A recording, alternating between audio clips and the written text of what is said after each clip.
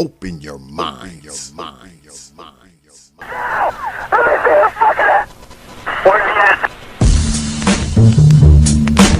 Hours of power. Hours of power. Hours of power. And so a community is where you control your police, you control your commerce, you control your education, you control your house. We don't control none of that. We live in a hood. Huh? Well, what about the Negroes that get out? Oh, well, see, my cousin, they say he's a multi-millionaire, almost at $1 billion. Three PhDs, working on 2 more. Driving down the street in Chicago in his Rolls Royce, enjoying himself, and he hears these sirens and looks through the mirror and sees this cop car flashing lights. He squeezed the steering wheel, man. Heart beats fast. Because he knows the price of a Negro, what it could be. And then when that cop car passed him by, he said, thank God he wasn't after you in the first place, Paul. That Negro thing you can't get away from. It's universal. They wasn't coming after you. With all your millions, with your Rolls Royce, with your PhD, didn't help. That's the hood. Huh? Why do you think you never pick up a paper or TV over and over and see white families? You think it's thousands of black cops in America. Why don't you see white families crying as black cops shot my loved one 40 times in the back of the head? Why do you think black cops are that? Think they're more spiritual? Think they're better? No! They got enough sense to know that white folks ain't gonna tolerate it. And I will stop in our neighborhood when we decide we will not tolerate it. Now, if we was organized, which is hard to organize people who are just gonna run crazy and you don't know you're crazy. But if we were, with the money we have, and the many people who would come to our aid that don't know what it's like to be a Negro, and we said, look, we saying, if we don't get a federal law to deal with police brutality, that anytime a cop or anybody carry a gun, have to have a license just like you used to drive a car. And if you use it wrong, then you lose your license. And if it's upheld, you can never work again as a cop or a store guard or a private detective. How do you get Congress to protect you? Well, you take your economic power and you call on your friends, black, white, young and old, and say, this coming Christmas, if we don't have a federal law to outlaw police brutality by law, then we call them for a nationwide boycott of Christmas and it'll start on Thanksgiving. Well, let me tell you what that means. 79% of all retail in America happens between Thanksgiving and Christmas. People stay in business all year, lose money just for Christmas, huh? Well, what happens now? Sack Fifth Avenue, Toys R Us, Sears and Roebuck, Weston House. They will get the bill, and all they got to do is make one phone call and say, Harry, that's the senator, I want that bill pushed through in 3 days. Okay, it's an economic thing. It's that simple. But we have the power, but the system has wiped us out so bad. Hours of power. Hours of power. Hours of power. Happy. San Lincoln 6. Go ahead. Clear suspect down 10-4. 10-4. The officer's code 4. We have one suspect that's been shot. Open your mind. Your mind. Your mind. Your mind. And peace, folks. Welcome back to another edition of the Popular Thought Series right here on the old T.P.O.T.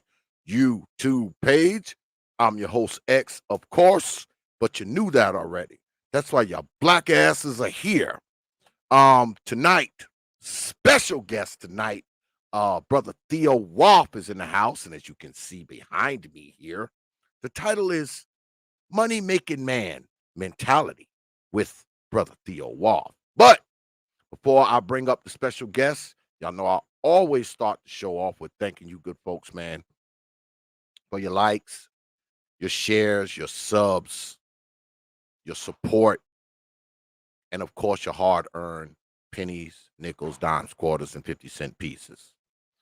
Because I realize you don't have to do the shit, man. Not to watch these damn videos. You don't have to show up to these damn debates and these hours of power shows. You don't have to do it.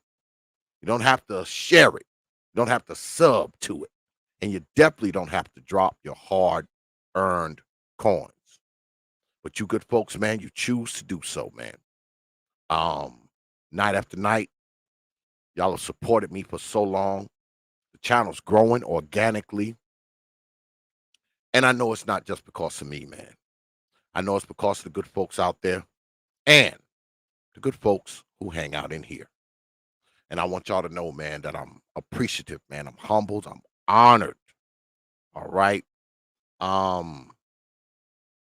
would never take y'all lightly, man. I don't take you lightly. I never will. You got my word on that. And when you catch me taking you light, if you happen to catch me taking you lightly, I expect every single one of you to call my black ass out. You understand? But I thank you. All right. All right. So let's get at it without further delay. Let me bring in my folk. Brother THEO WAF is in the house. What's good with it, brother Theo? Hey, I'm doing well. Can you hear me? Everything good? Yeah, it's all good, man. Good, good. Go ahead. Go ahead. I just got done exercising, to tell you the truth. So I had a pretty big set with my trainer, and Okay. she destroyed me, so my back hurts. So Okay, actually I'll good try. for me to sit down for a while.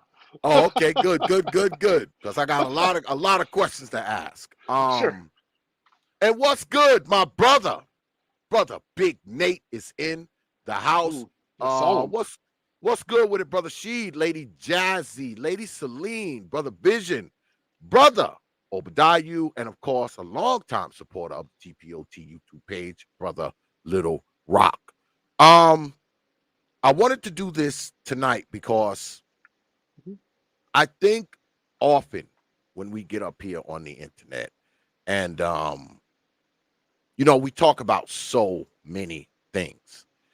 But I think what often gets missed, brother Theo, is that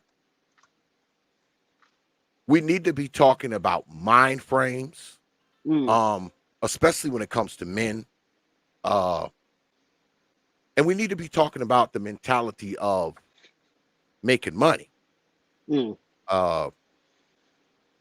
Oftentimes I think we get bogged down with talking about other shit.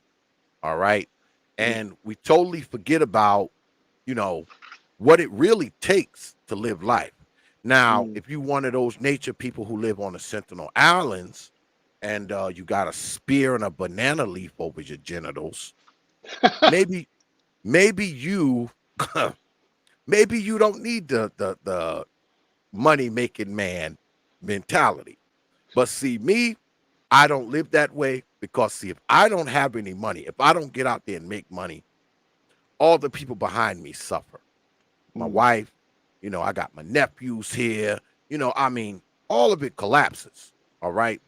If I don't keep the money making mentality. I think what often happens with a lot of men, especially when you talk about younger men, they don't have that money making mentality. They have and I the women too. I think a lot of them have an entitlement mentality where Yes. they're expected to receive things, consume things without any contribution. Now I know you're a successful brother. So let me ask you, did you always have the mentality that you have now? Were you always in the money making man mentality?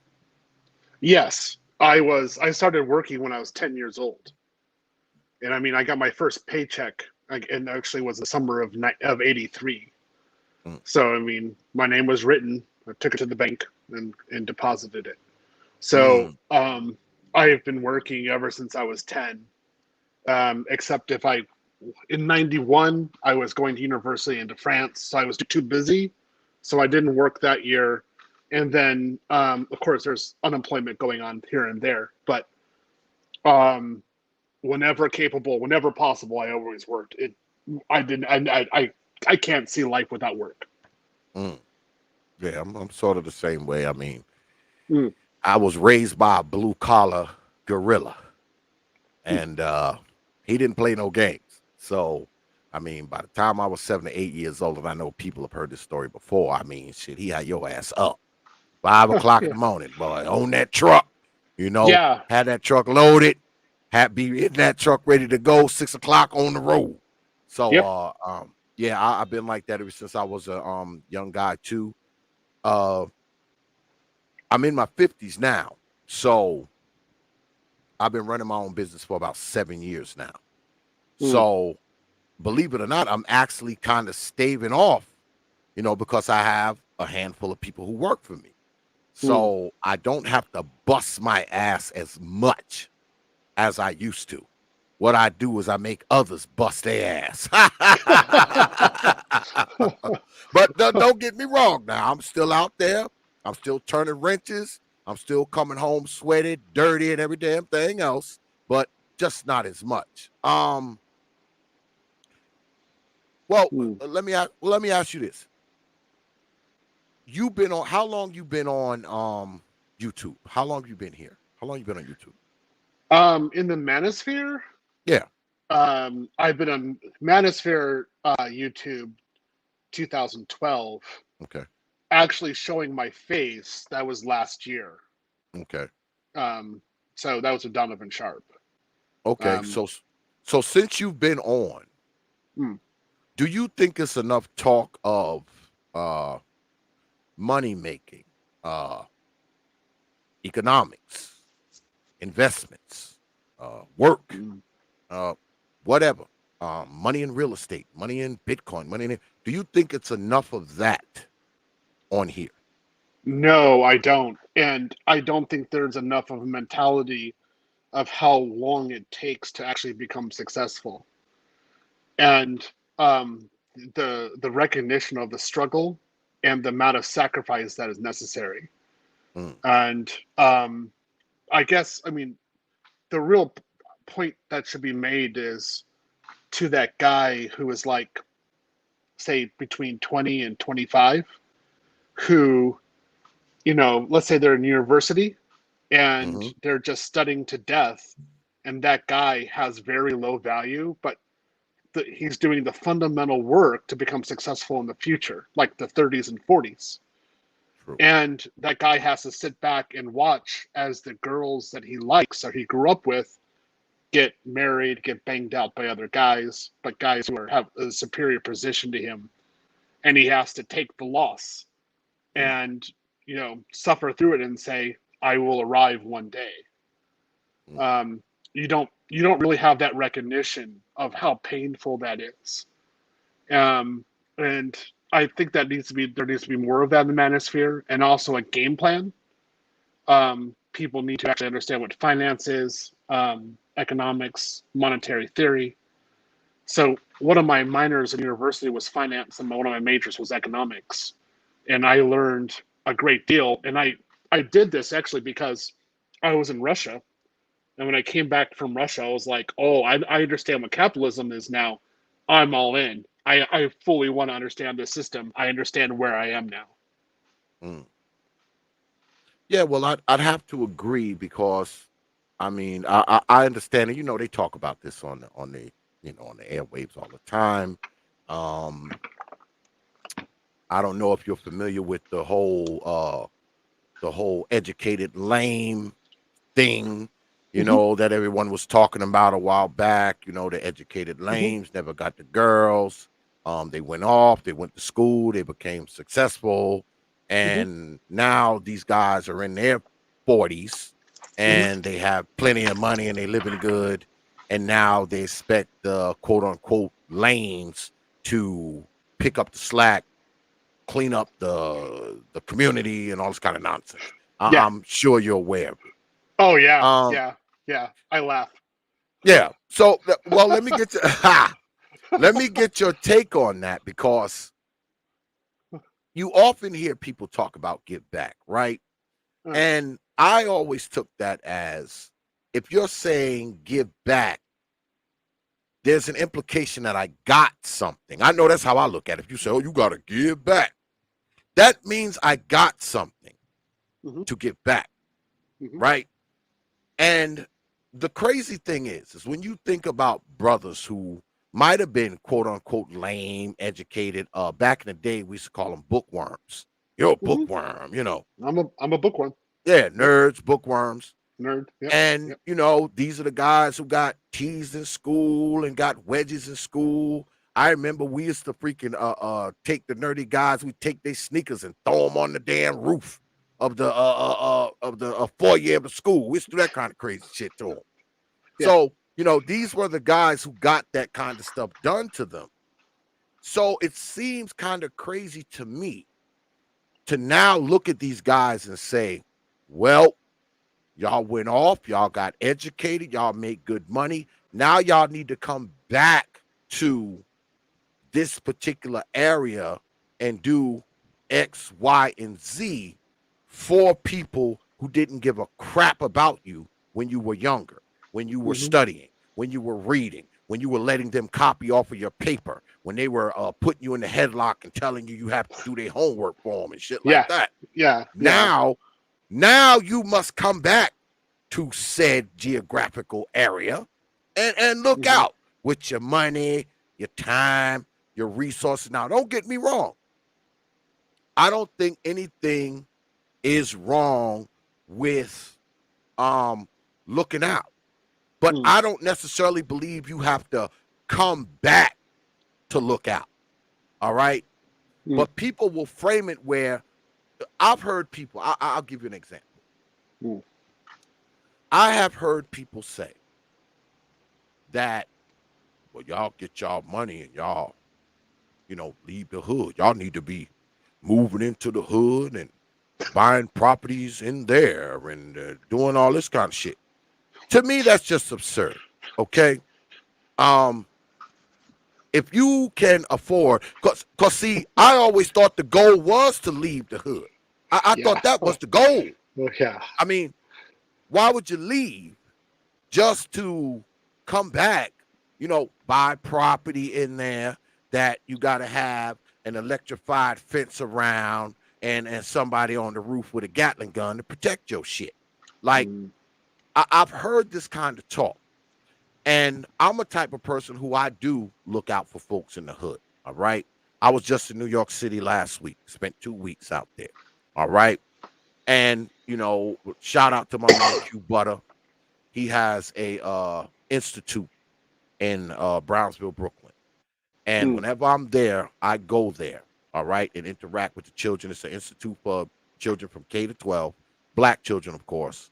And I was just there, like not even 2 weeks ago, I was there. And I went there and I did a presentation on mechanical engineering. So I do Mm. that kind of stuff. But Mm. I would never move to Brownsville. Mm. I will go there. I will contribute. I will look out. All right. But I couldn't imagine me moving, okay, in there. Why would I? Number one, I can afford not to live there. All right. I can afford not to live in the hood. That's why I don't live there. So let me ask you, do you think that it would be prudent for a brother like yourself to move back in the hood, near the hood, around the hood, the edge of the hood? Do you think that would be prudent for you? No. No. No. Not at all. And in fact, um, I go back and forth on this sometimes. To be honest, I mean, this is in my head, and I'm from. I was raised in Illinois. I Mm, spent part of my childhood abroad, but I was raised in Illinois primarily, and a lot of my friends are from there. Mm. And, without Facebook, if I wanted to know about them, I actually have to move back to Illinois, but I don't. But I gave them up. When I went to Tokyo when I was an adult, I gave them all up. And I accepted that I probably never meet them again. And I had to do that in order to be successful. Um, and I know that there are people there who could probably really use my guidance, me teaching them about computers, about how to be successful. But the problem is if you got a lot of dysfunctional environments, and those dysfunctional environments would only use me, and I Mm-hmm. understand how they would use me. For example, let's say that I decided to go back to like where I was mainly raised, and I decided, okay, I'm gonna help African American kids in the poor areas get computers. I just know there would be single mothers who would say, "Oh, great! Well, this is another resource I have. I don't need a man. True. I can just use this guy." So True. then I would be enabling them to reject and emasculate other men, and I'm like, I'm not going to be a part of that. True. So my view is that I need to be where it's best for me to be successful, and then if I do anything on the back end, maybe I can send money back for certain things. Let me Mm-hmm. go back to two more points. One of them is you talked about giving back to people who gave to me, like giving back to the hood or something like that. I don't do that. What I do is there's one family in particular who was very key to my success when I was young, and I didn't understand it when I was young. But when I looked back, I was like, you people, without that one family, I wouldn't be where I am today. I wouldn't have my language ability, and I wouldn't have the second job I got when I was 11, which is a paper route, and I became very good at paper routes, and I was making $200 and $300 a month in the 80s as 11, 12, 13-year old, which is an amazing amount of money. And that got me used to always working. I was up at 4:30, 5 o'clock in the morning going on doing stuff. And I got that paper route and my language ability from one family, and I didn't do anything to deserve it. And so when I came back to America, I finally found the family again, and I said, I can't pay you back for what you did because that would be insulting for what you did.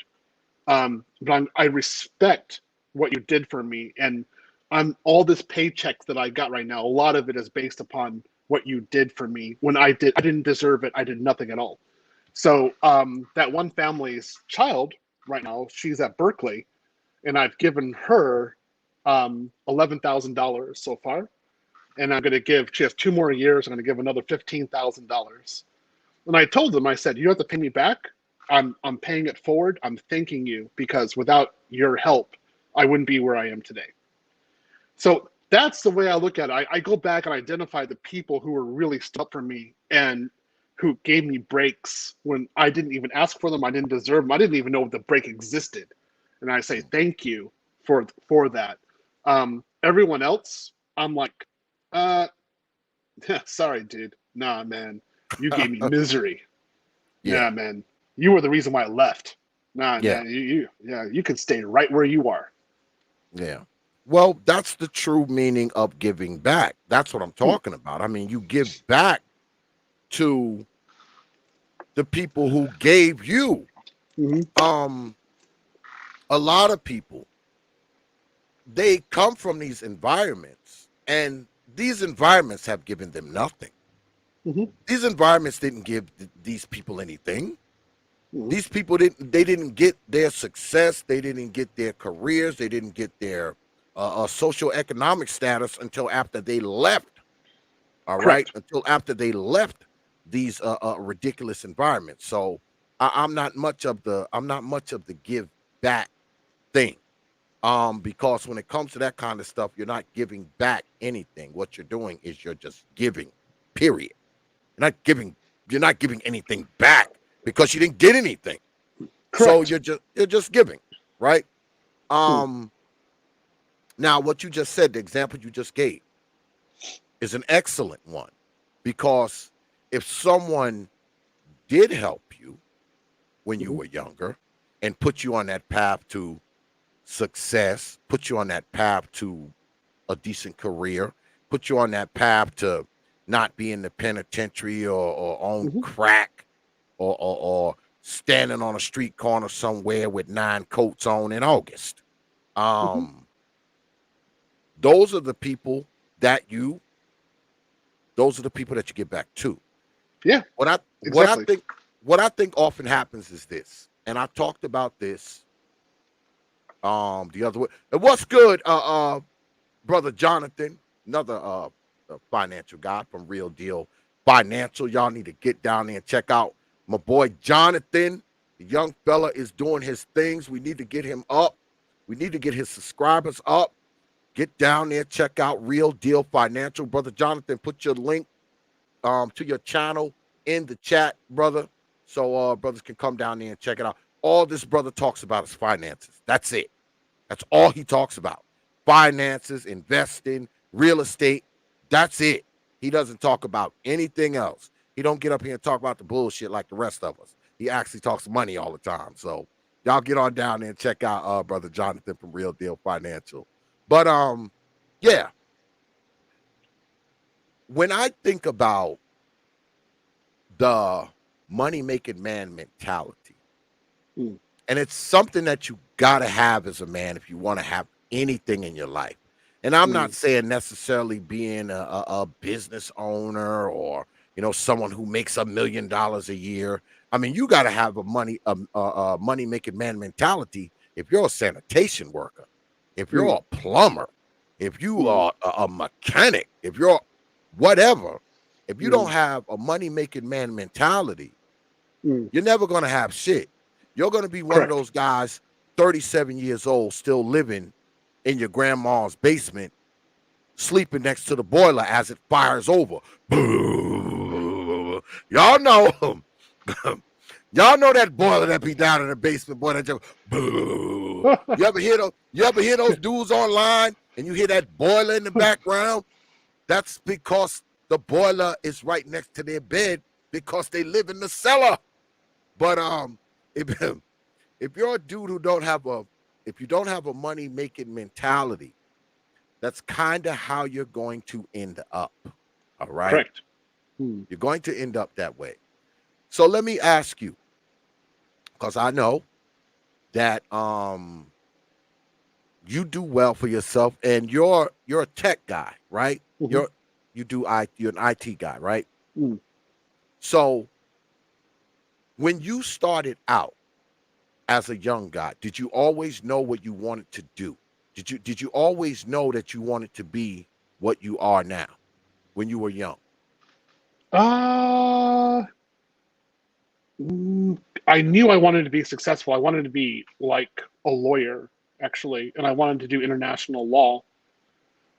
And then I wanted to be a chemical engineer and do chemical engineering and law together, some sort of compliance. And what that actually transferred into was me doing IT. Mm, So it's because I like compliance, I like security within IT. So it's kind of like the same thing. I couldn't do law, but I could do like regulations and kind of go in that way.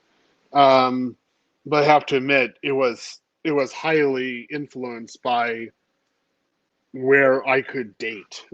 So mm, yeah, so I knew that I could date easily in Japan versus the United States. So I had to think, where what could I work in Japan? I knew I could work in IT. So that's how that kind of transferred in to me doing IT and then going to Japan. Um, yeah, that I knew I wasn't going to be U.S. local. mm, Um, and I didn't like again the scene here, but I was willing to sacrifice. This is the one, the big ones that a lot of people don't really focus on, is that you have to sacrifice a lot. You have to look. I mean, I remember in '91, I would just look out the window and say, "I'm 18 years old. There's a whole lot of things I want to do, but my future needs me to study right now, so I'm going to study." And that really sucked because I wanted to go out and do stuff, and I was like, "Nah, no, minimum 4 hours a day study." ideally 8 to 10, and that's what Mm. you're doing. And that was it. I mean, and right now, the success that I have, particularly in my career and financial success, this wouldn't be possible without me having that ability to sacrifice today, long-term planning, and the desire to be on the other side, not where I am now. Do you think you would have do you think you would have been as successful if you hadn't of went out of the country, went overseas to Asia? Would you Could you have done the same thing just by staying here, staying in the US? I I know, maybe not. It's hard question. That's something I've tried to figure out, and part of it. Okay, this is a good part of it. In order to be successful, one of the things that you have to do is be in a functional environment. And my family was not functional. So what I did was that even when I was in high school, I grafted myself to functional families, and I would participate with their activities, but I would not I would kind of regret going home because that's when the chaos and crap happened. So when I went to Japan, actually I went to Russia, France, and Japan.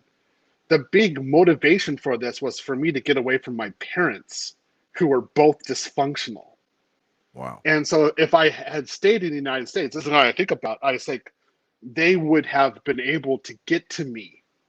What I decided after grad school was to implement a one ocean policy, which was, again, sounds severe, but it's exactly what I did. I said I have to be one ocean away from my parents.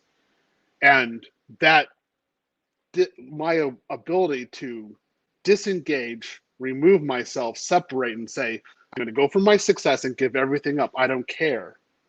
I'm going to go over there and be successful. That thinking was fundamental for me to be successful. Had I tried to stay here in the United States, oh, they would have, without a doubt, they would have hunted me down, and the chaos would have followed me. Wow. So you come from, well, let me rephrase that. You said you had dysfunctional parents, but somehow you were able to get away from that and Mm-hmm. do something with your life. Yep. And you know that that's not the norm, right? You know that Mm-hmm. usually, if you grow up in you got dysfunctional folks, you usually grow up to be a crackhead, a dope addict, you're in and out the penitentiary, or you're Mm-hmm. you're you're dead on the side of the street some damn where. Um, Mm-hmm. so was it the other people that you spoke of, those other people that you spoke of who kind of, gave you something, put Mm-hmm. something inside of you? Was it those other people that drove you to do what you do? Or was it the fact that you wanted to be the opposite of your background, your parents? Or was it a Mm. combination of both? It's a combination of both. And to be honest, the people who were helping me the most were Europeans. So the family that I'm talking about, that was a family of Germans. Mm, It's something when I watch Django Unchained, I sit there and I'm like, oh yeah, I see. This is like a story. I understand this. This is real parallels for my life. Um, it was the French professors teaching me and showing me a different method. It was the English, my English professors, not English language, but they were from England, teaching me various topics and showing me that I could have a different life. Those people were fundamentally important for me to understand. Not only was I could have something functional outside in the world, but also that I didn't have to worry about racism abroad. mm. And the way that my mother wanted me to, I'm going to straight out be honest. I mean, you guys like hearing what I want to say. This is really messed up, but this is what my mother wanted me to do. My mother wanted me to go out with some really overweight woman and basically be pee-whipped by her Mm. and do anything to get it, and then drop out of school, either high school or university, it didn't matter, because I knocked her up, and then just be local and never even leave the county. And then I would be dependent and controlled by her, and then my mom would control this woman, and then through the woman she would control me. Yeah. And Yeah. I saw this when I was in high school, and I was like, oh hell no. Yeah. Darius, I'm not doing anything. In fact, if I date a woman, she's got to speak another language so that she can't even talk to my mom. Like she Wow. has to like be a native speaker or something else. Because this person is a total threat. And that's what I did. I mean, my wife, she didn't speak in English, so she actually met my mom, and she was like, I don't know what you're saying. She just Mm. spoke in Japanese. I had to translate, and my mom did something crap. I wouldn't translate it for her, so it's impossible for her to give that crap to my wife.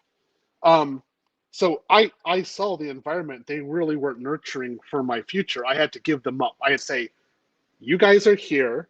I'm going to leave you guys here. My heart is with you. I have memories. I'm going over here and I'm sacrificing everything. I don't care. I'm never coming back. Yeah. I'm with you in spirit. That's what I told a lot of people that. But see, my my upbringing was different. I didn't grow up in the hood. I didn't grow up in the ghetto. I didn't grow up in there. I mean, my parents were married like 56 years when my father died. Mm-hmm. Um, I grew up hardworking father. You know, uh, had a landscaping business for 25 years. Mm-hmm. Always knew how to work, all that kind of shit. So that's Mm-hmm. kind of how I grew up. I didn't get exposed to the hood until I moved out of my parents' house. That's when I started fucking around in the hood, and chasing hood hoes and all that kind of shit. All that shit happened after Pop Duke's house. But I'll say again, because I'm a true believer, and everybody knows I'm biased. All right, I'm very biased, especially when it comes to these old mamas. Very biased. And I believe that a lot of them hamper their son's success. I believe they are a Mm-hmm. barrier to Mm-hmm. these young men's success. Correct. Okay? Mm-hmm. Many times these young men can go off and do something. These young men can become something. But that old mama of theirs Mm-hmm. has conditioned them, Mm-hmm. indoctrinated them, and beat them down. So by Mm-hmm. the time they get to be an adult, their mind state and their mentality is so warped that a lot of them don't think they can do anything except sell drugs, or be an NBA player, or be a football player, or they a lot of these mothers they don't infuse the money making mentality into these boys. They don't infuse successful thinking into these boys. They don't do it. And oftentimes it starts way before the boy is born. Because see, Mm-hmm. usually what they do is they fuck around and get impregnated by somebody Mm-hmm. who doesn't have shit going on in their life. They broke. They Mm-hmm. down in the basement with the boiler, boo, firing over. Mm-hmm. So when you have that kind of dude that you're procreating with, guess what happens? Correct. Automatically, we know statistically that child is going to be at a disadvantage. Statistically, that's pretty much how it's going to go. That child's at a disadvantage, especially when you're having a child by a guy who don't want shit to do with it. So now it's just you raising him. So if you're someone and your mentality isn't about money making, it isn't about success, it isn't about achieving anything, how the hell are you going to teach the damn kid to do anything? I'm a true believer that swans do not raise ducks, and likewise, ducks do not raise swans. So what we have is a generation of young boys who, number one, their education isn't focused on, okay? Because the last time I read a study, it said only 20% of black children are reading on a grade level by the 4th grade. Once they get to the 8th grade, it becomes 15%. And it's the same with math and writing. So we got a generation of kids out there, all right, can't read, can't write, can't do math. Only 20% of them. That other 80%, dumb as hell. Dumb as hell, right? So it's hard to be a success at anything when your ass can't read, write, and count. You can't even be a successful guy sweeping up after the damn elephants as they march down the street on their way to the circus if you can't read or write or count. Correct. So if you're talking about educating someone for success, that shit ain't supposed to start when that kid tiptoes into a schoolhouse. That shit's supposed to start as soon as he can look around and move his hands and walk and talk. But see, this is not happening. These kids, a lot of them, Brother Theo, a lot of them never had a chance from the beginning. They never had a chance. Not because they didn't have potential, not because they could have been something great. It's because the people who are raising them, the environment that they're in, doesn't allow for them to have a chance. You got a mama, right? You're around her black ass for 5 years before you even go into a schoolhouse. She ain't reading you baby books. She ain't teaching you how to write your name. She ain't telling you your ABCs, how to count from 1 to 10, colors, time. She's not teaching you any of that. Correct. So by the time you get into goddamn school, you can't even hold a goddamn pencil. You're already behind because you're sitting in there with people from other cultures and races who have done that. So you're sitting in there and you're behind soon as you start. But go ahead. I'm gonna say this. This is a very good comment. And so when I was young, I'm talking 3 years old, I started making observations. So I lived in the campus, on a university campus, when I was 3.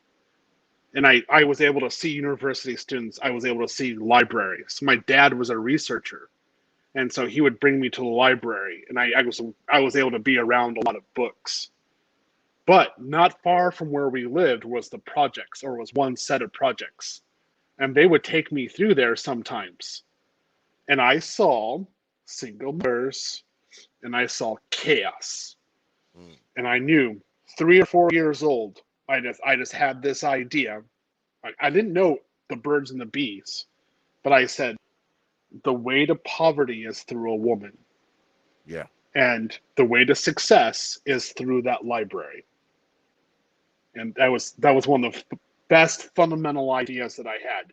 Now, my dad, he was aware of this childhood problem with kids not reading. My mom did Zippo for my education when I was growing up. My dad was entirely necessary. So my dad got me reading when I was 3 years old. Alphabet, words, things like that. And he could make flashcards. And if I didn't read the flashcards, I wouldn't eat. Literally. He would say, you're not going to have dinner tonight unless you can read this. And he just enforced it. I remember crying so many times over this. He's like, you are going to read this word. He forced me to do it. But the thing was, this is well known. But my dad were alive right now, he'd be co-signing with all this, because we talked about this all the time. When I was 4, I was reading magazines. I was reading newspapers. When I was 5, I was fully reading books. And I was able to go into the library and understand different sections. Because my dad would say, like, I need this book. And then he would have it's too bad I don't have this right here. He would, there were punch cards. Was it? Oh, here, okay. Well, kind of, this is in my storage. This is kind of like the punch card system they had. they would say, he'd tell me, go get this book for me in the library, and I have to go get it for him. And I actually knew that there were certain topics that they're out there I wanted to learn. So I'd ask him about it, and he would teach it to me in the library. I don't know where I would be without this man. I mean, honestly, the mother, though, like, what was she doing? And her point of view was that the system should teach me, and then she would regulate the system. And that didn't work. What worked was a father enforcing education. That Yeah, that got me going. yeah. That was pretty much the same with me. I mean, and I was raised up around a lot of men. Um, I'm my father's youngest son. I have four other brothers, and there's a big gap between us. I think the closest is like 8 or 9 years. So when I was like 7 or 8 years old, I had a brother that was 16, a brother that was 18, a brother that was 20, a brother that was 22, and they're huge dudes. We are big people. And, I was raised around men primarily. I mean, my mother was there, but I mean, my mother, to be honest, and I guess that's why I have this point of view when it comes to mothering. My mother was a decent mother, Mm, but she had very little to do with my rearing by the time I was about 7. mm, Um, Once I got to be about 7 or 8, my pops just took shit over. It was like hmm he just pretty much took me over after that. Now I Yep. saw her. We lived in the same house and all that kind of stuff, but my dad was my primary parent by the time I was 7. hmm So I had very little influence from my mother. Um, just like you, similar to you, my father was like, "Hey, you need to know how to read. You need to know how to count. You need to know how to tell time. You need to know colors. You hmm need to know multiplication. You need to know addition, division." He was like on that shit when I was like 5 or 6. Like, you need to know this shit. hmm I mean, my mom didn't really care.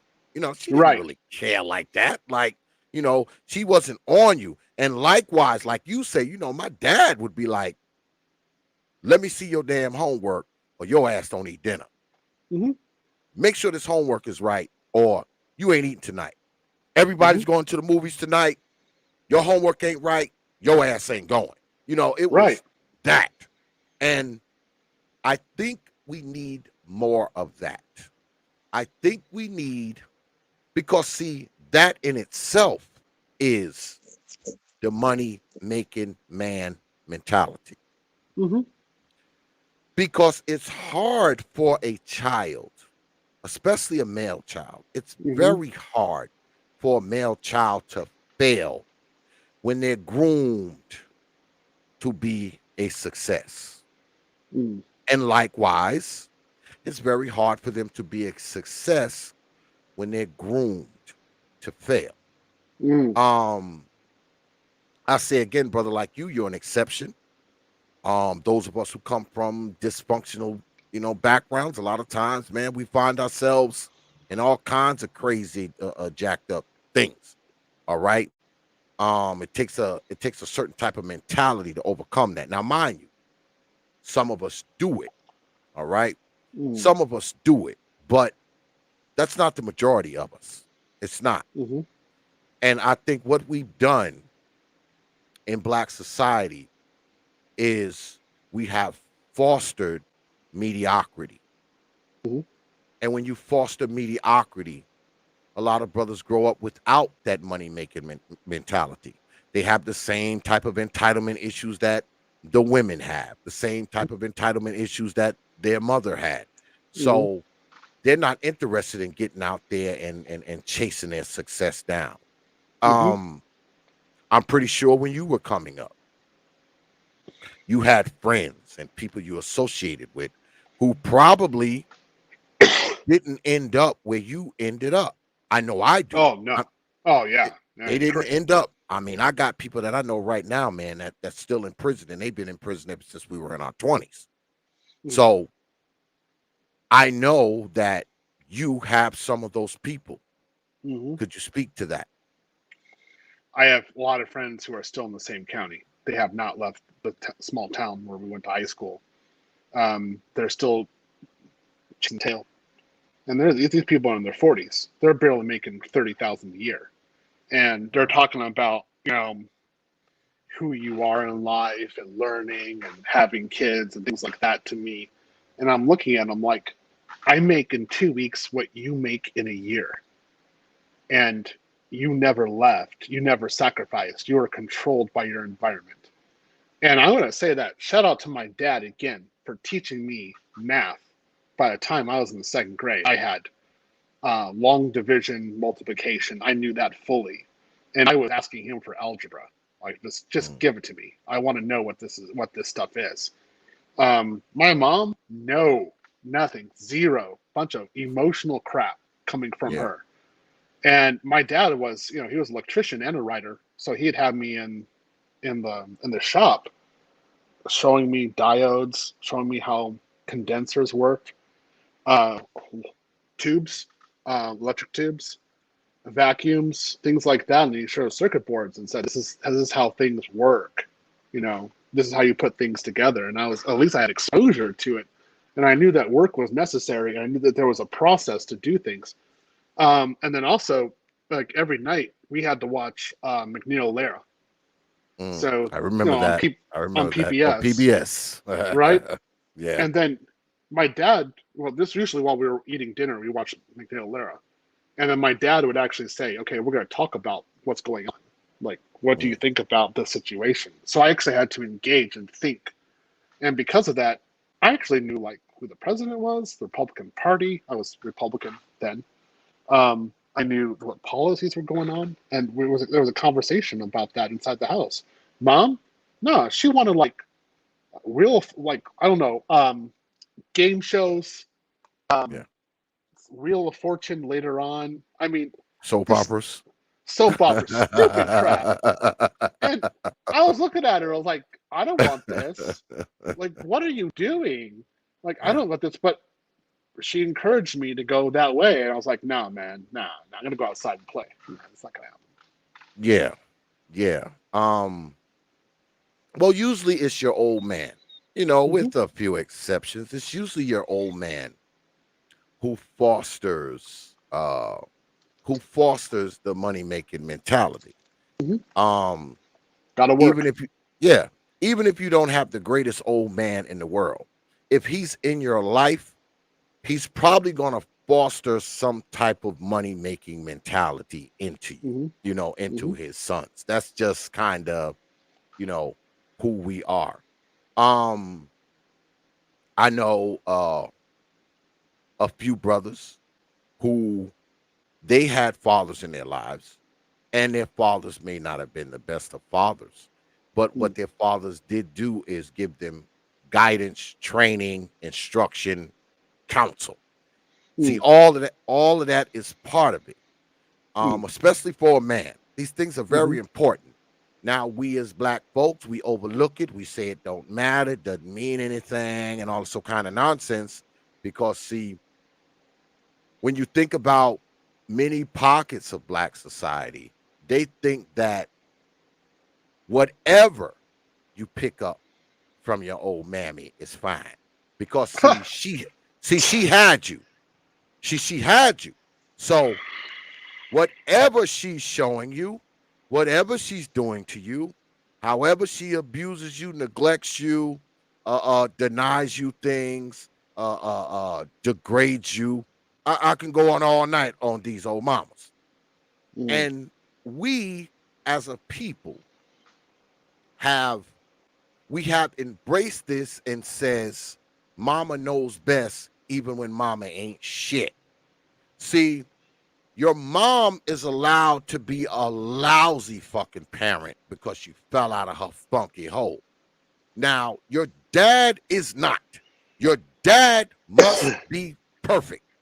If he messes up one thing, if he misses one football game, if he don't show up one day to pick your ass up from school, if he misses a deadline for you to go on a school trip, if he don't have $100 for your ass this week for you to do something, he's a total failure. Forget Forget all the other good things that he did around that. That one thing makes him a failure. Meanwhile, mama can beat your ass, break broomsticks across your head, stab you, burn you, throw you down the stairs, neglect you, leave you home by yourself, degrade you, demean you, attack your confidence, your ego. And you know what you're supposed to do? You're supposed to say,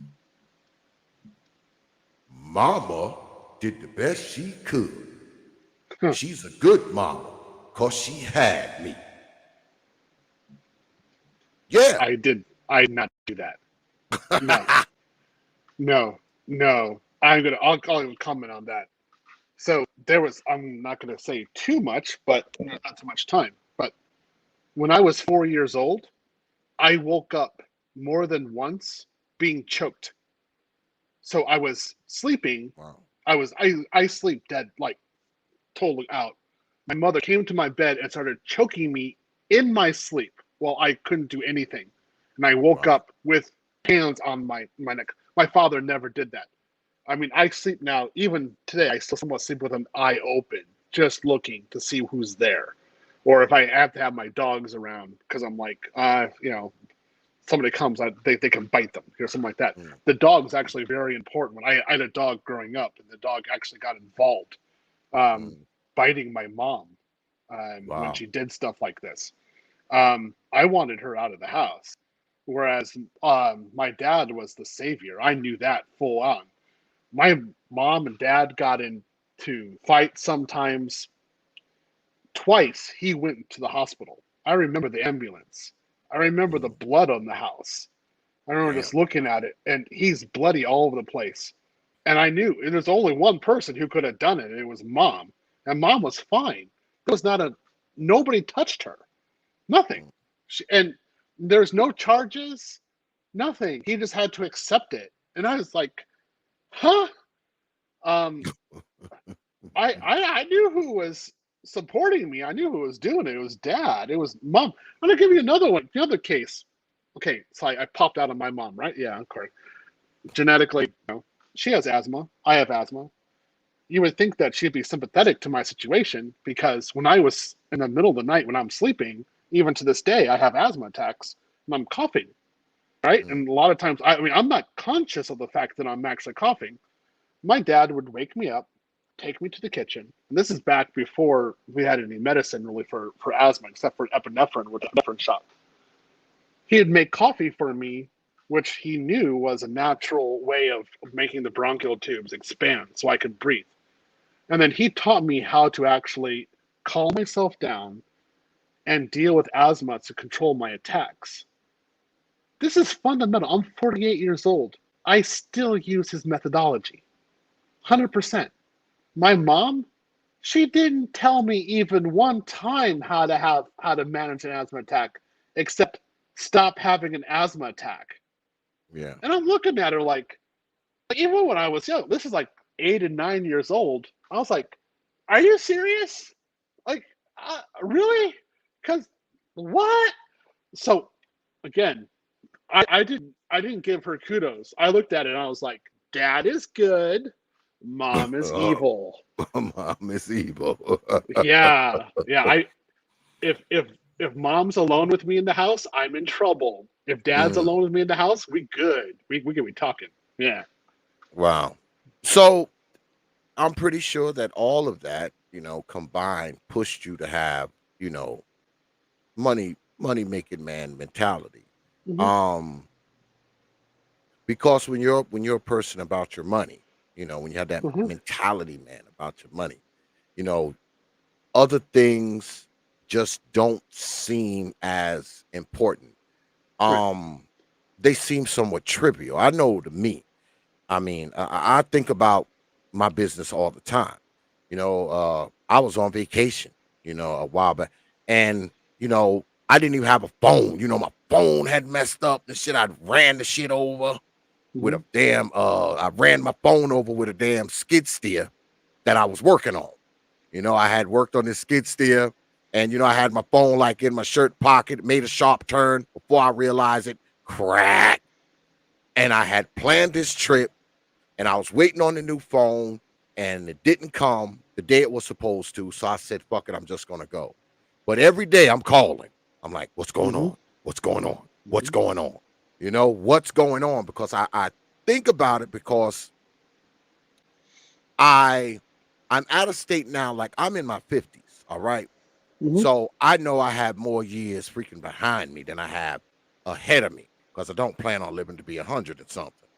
So I think about making my money all the time because I'm not just doing this for me at this point.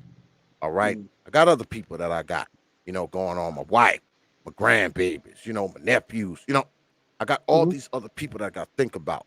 So I'm constantly thinking about my business. I'm constantly thinking about how I can improve it. I'm constantly thinking how I can scale it up, how I can expand it, what I can do more, how I can cut costs, how I can increase revenue. I think about that kind of shit all the time. Because of what I just said.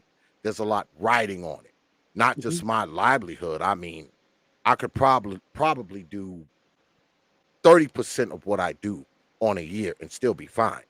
Still have my house, still have my cars and all that kind of shit. You know? So it's not even to the point about the money at this time, at this point. It's more so what I'm trying to build and what I'm trying to construct and where I'm trying to go. So let me ask you, do you think about, oh, well, let me rephrase that. Do you have the money making mentality when you're not working, when you're, I don't know, when you go on a trip, when you go on vacation? Are you on vacation thinking about your money? Is the money mentality Always. still there when you're off somewhere? Always. It never turns off under any circumstance. I'm always thinking of different ways of either improving my value, improving the value of my assets, what the market is, a place to invest, how many years I need to sacrifice to make a decent investment, and then the idea of my own mortality, of course, and the fact that I you know, I'm not going to be able to burn like this forever. It's gonna, Yeah. and it'll eventually end, or it'll just go to a, like, you know, a lower level. And so I need to have those investments in place while I still have energy. And, you know, um, that's, you know, the reality of it. So my 40s have been pretty much devoted towards long-term investments, thinking about retirement, diversification, but being realistic about the market, being realistic about where value is, and trying to become stronger. Most of my friends are not thinking this way at all. They think like Social Security is going to be there. I'm like, ha, Yeah. yeah, think Good luck. again. Good luck with Good that. luck with that. Yeah, that's not going to happen. Good luck with that crap. Well, you know, of course, Social Security is an entitlement. So, you know, a lot of us just have an entitlement mentality, man. That's just the way it is. I think what often happens and what keeps a lot of brothers from having a money making mentality is that I think a lot of people don't really understand or get taught to have a mentality.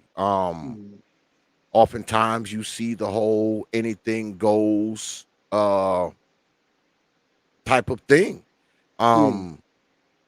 They don't have these kids focused because this starts young, man. It's not like, you know, I guess there's some exceptions, but you know, you don't get to be 25 and you say, okay, now I'm about to become a serious person and start thinking about my money.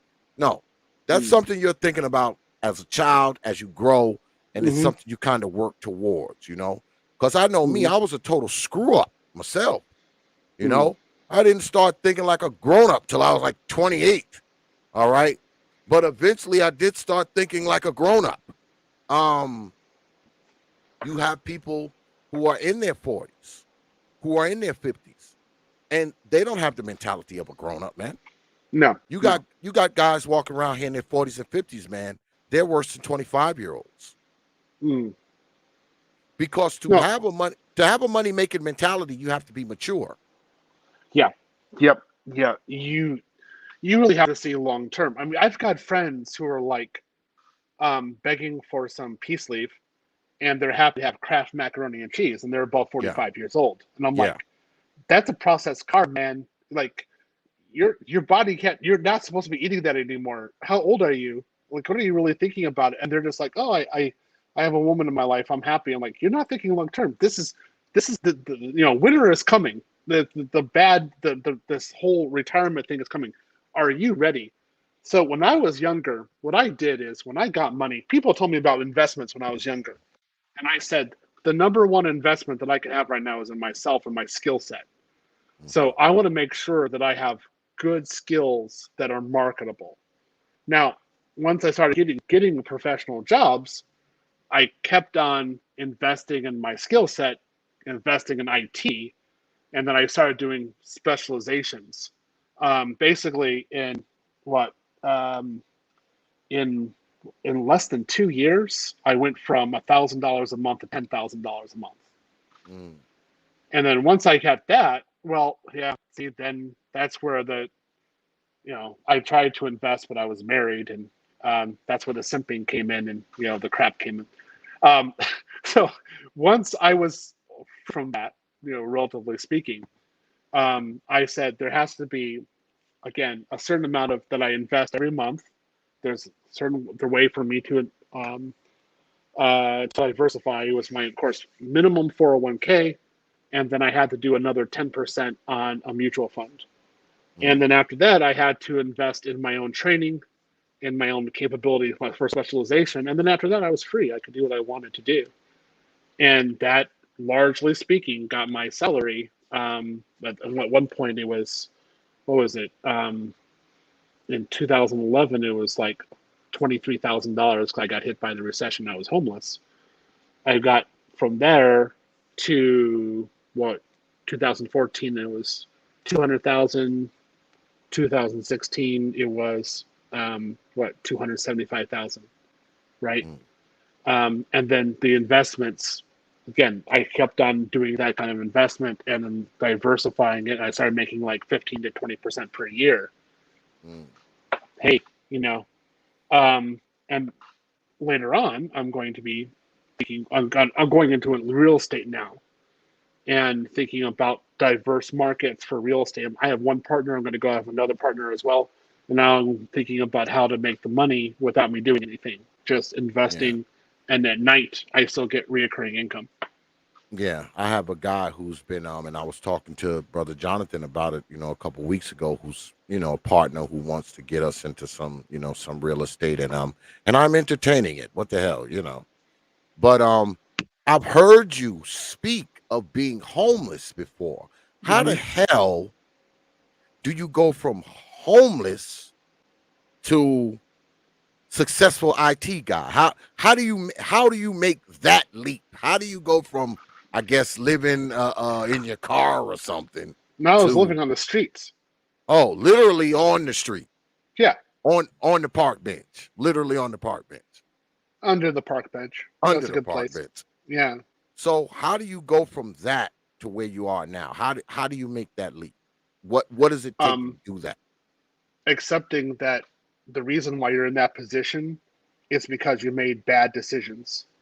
And I accepted, not only did I make bad decisions, I was unwilling to accept long-term pain. And I needed to make, the reason why I was successful before is because I had a series of good decisions based over years. And where I was with being homeless was a series of bad decisions made over years where I tolerated bad decisions. And I said, this is your own making. And then plus, I didn't invest enough into a network of people who can give me work. I did some, but not nearly enough. And then also, I was in the wrong market. I was in La La Land in California, and I should have been in Illinois, where I knew the market and I knew places where I could, live, like say for $1,000 a month, and then continue to focus on how to get myself out of where I was. Because of that, I ended up being homeless, spending money on women, things like that. And I had to give that all up and spend money on myself, spend energy on myself, but more importantly, understand where I was and to where I was going, and make that decision that I was going to pay the price and not care about whatever it cost me. Yeah. I mean, the women will have your ass broke anyway. Yeah, And yeah, I say that as a married man of 20 years. yeah. If I would probably have more money if I wasn't a married guy, because I'd be spending less. You know what I'm saying? I'd be spending less. You know, Mm-hmm. I say that shit to my wife, so that's why I'm saying it up here. I tell her like, shit, if I didn't have you, I'd be spending less money. Wouldn't need as big enough house. I could live in a smaller crib. I could only have, like one or two cars. A car and a truck, as opposed to a car, a truck, and two cars for you, and all this kind of nonsense. You know, Mm-hmm. extra lights, extra gas, extra water, all that other shit. That shit wouldn't be being spent. All right, that's just the truth. So Mm-hmm. women will always have you. Cause see, one thing about having a woman around is women are expensive, especially Yes. women that you're around all the time. You married. Because when she needs shit, she come to you. Mm-hmm. When she wants shit, she come to you. She need a car, she's coming to you. She want new furniture in the fucking living room, she's coming to you. If she wants some stupid bullshit fucking appliance in the kitchen, she's coming to you. So a lot of times you're buying shit that you wouldn't be buying if it was just you. Mm-hmm. You wouldn't be buying this shit. Mm-hmm. You just wouldn't. So I get that part. But they'll also cost you money if you're chasing them. You're out there chasing Right. hoes. You entertaining them, because when you chase women, and if they finally let you catch up, you have a tendency to splurge and spend money on entertaining them. Mm-hmm. Because you want to get next to them, you want to do shit with them. So Mm-hmm. women, it's the old adage that you will always lose money chasing women, but you will never lose women chasing money. Mm. Um, and that's what I think a lot of men, they make the misstep. I think a lot of brothers spend a lot of time chasing women when they should be chasing a dollar. I Yeah. know I used to be a young brother, and I spent a lot of time chasing women when I should have been chasing a dollar. Mm-hmm. Um, but by the time I got to be like 30, that shit was over. All right. I mean, I'm about my money. I don't let nobody get in the way of my money. I've been married to my woman 20 years, and guess what? I don't let her black ass get in front of my money. She Mm-hmm. know that. She know when it come to Mm-hmm. my money, just hold it, woman. Mm-hmm. I'm up out of here, goddamn it. I got shit to do. She Mm-hmm. know when it comes to that shit. And what I think often happens, and I'll go back to what I said before.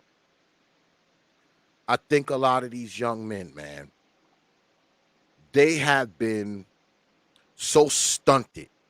Their growth has been so stunted by Mm-hmm. their environment that a lot of them will never figure it out. Mm-hmm. They will never figure it out because their growth has been so stunted. Okay.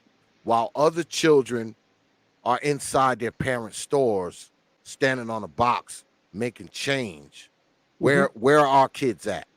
They this Exactly. all Yeah. day from a Yeah. very, very young age. It's not like, forget about the guys who like teenagers and shit. You know, 8, 9, 10, they like this all day. Mm-hmm. Never going outside, never getting any fresh air, never reading a fucking book, um, never getting told anything about anything. I mean, when I was younger, me and my old man, we used to read the newspaper on Sundays, right? It'd be Mm-hmm. me and him in the kitchen. He'd take his section, he would take the sports section out, and he would give me the rest. And we would sit and we would read the newspaper every Sunday morning. And it's so crazy because ever since I've been an adult, I get 2 different types of goddamn newspapers delivered to my house still to this day. All Mm-hmm. right. To this day, I get whatever local paper it is in whatever place I'm living in. Like here, I get the Observer and the Wall Street Journal. I'm still stuck on newspapers from then. That shit come to my house, and it stuck with me from a little boy. Mm-hmm. And I think those things like that. I mean, of course, some things, not all things, are going to stick with you, but Yeah. I think a lot of the important, nuanced things will. And likewise, a lot of the freaking BS, the nuanced BS that you get as a young man has a tendency to stick with you as well. I truly believe that, man. And Yeah. Yeah. if you give these young boys, first and foremost, we got to get them reading, writing, and counting. Okay, it's got to start there. All right, because it's gonna be hard to do shit if you can't read, write, and count, especially in the world we live in now. Maybe you go back 40, 50, 60 years, you know, you hear the stories, oh, my old man had a second grade education and he supported a family. Yeah, he probably could do that in the 1930s, in the 1940s, in the 1950s. In the 2000s, I don't think it's too much you can do if your ass can't read, write, count, especially if you can't do it at the most fundamental levels. So that's first. We got to get these boys Right. reading, writing, and counting. Second, Correct. we have to teach these young boys about economics and finance. All right. And something else I think we lack to teach kids is saving. Saving is very important, because I know if Correct. I didn't save X amount of money throughout the year, I would be in trouble. So savings is very important. Now, once you get young men to understand these things, then you can get them to graduate to other things like investing and, you know, stocks and shit like that. But we got to get them knowing the fundamentals first, man, or they're screwed. They don't have a chance.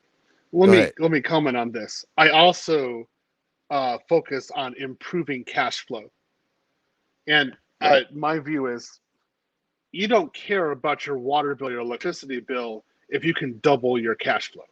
Yeah. So focus on that, because I mean, the amount of energy that you put into actually conserving consumption might be better put towards actually expanding your skill set, working more, and increasing cash flow. That's my big point that I've always had. The point with women that you stated, I entirely agree. I view them as being fixed, expensive cost centers. And what I mean by fixed is they don't move that much, and they require a lot of security. So you can't really make a lot of risky moves when they're around. They're always thinking about their financial security. And one example about this is, like, after grad school, the second time, I was in 3 years, I moved across state lines, I think 13 times. And I didn't even have an apartment. I was always moving to place with my dogs. And I had to be highly mobile, and I had to make decisions for my career in order for me to get experience in the United States doing IT and getting better in that environment, IT security. If I would have had a woman around, she would have just been a nightmare for me. Where are we going? Why do you have But this? she'd We gotta set have been in everything them up. pockets. She would have been in them Right. pockets. And I was able to spend a significant amount of money improving myself, improving the cash flow. And like when I was married, me being able to do that, I mean, it was hard as hell for me to get any kind of advancement in my career, because she was, in the pockets, taking my time away. I mean, and she would turn around and say, I enhance your value. Like, how? Like, I did multiples of my income before I met you. And then I met you, and my income is barely moving. Like, you're really hard for me. And then lastly, like I said, when I was growing up, I was a paper boy, right? Well, when I was 15 years old, I delivered the local paper. 15 years old, I started once a week getting the Wall Street Journal. Mm. And I kind of, it's funny because like the paper boy doesn't read the local paper, he reads the Wall Street Journal. And I would go through there and say like, there's a lot of terms in here I don't understand. So I would work, and then I would go to Walden Books back in the day, Walden Books, and I would buy economic and financial explanation books for myself so that I could try to figure out the Wall Street Journal. And that helped me a lot because I went into university. Yeah, I already knew like a lot of those finance courses. I already knew what was going on because I read the journal. Mhm. So I agree with you fundamentally. Like you said that, I was like, yeah, I've been thinking about getting the journal again, at least the digital version. Why don't I go ahead and get it? Because that was very important. Yeah, I mean, I still like the newspaper to this day, man. I mean, Mm-hmm. it's just something that, I kind of like walking out, getting the paper, seeing the neighbor, grabbing it, hey, that kind of shit. So Mm-hmm. it's just something that I do. It's stuck with me. I mean, that shout out to my old man. Um, I'll say again, when you have a man in your life, he Mm-hmm. puts things into you, man, that you never freaking forget. And I'll say again, he's usually the one that gives you that money making freaking mentality. Mm-hmm. Because you watch him chase his money. Mm-hmm. You watch him chase his money. So when you see that, when you see someone with that money making mentality, um, you kind of pick that up. And Mm-hmm. likewise, when you see somebody with the broke ass damn mentality, you have a tendency to pick that shit up too. Mm-hmm. So I'll say again, um, these young Mm-hmm. men, they can be made to have this money making mentality, but I just don't believe it's going to be done by women. I just No, don't believe that. no, no. It's done by men and modeling with men. And I mean, I have to admit, like, I've been now with other groups with other high value men, and they're telling me different ways of investing about which I never thought. And they're now influencing me to take, regarding in different kind of investments, to take a really long term view. And I don't get that with women. You want to get with women a lot? Don't work too much. Don't overwork. Take a vacation.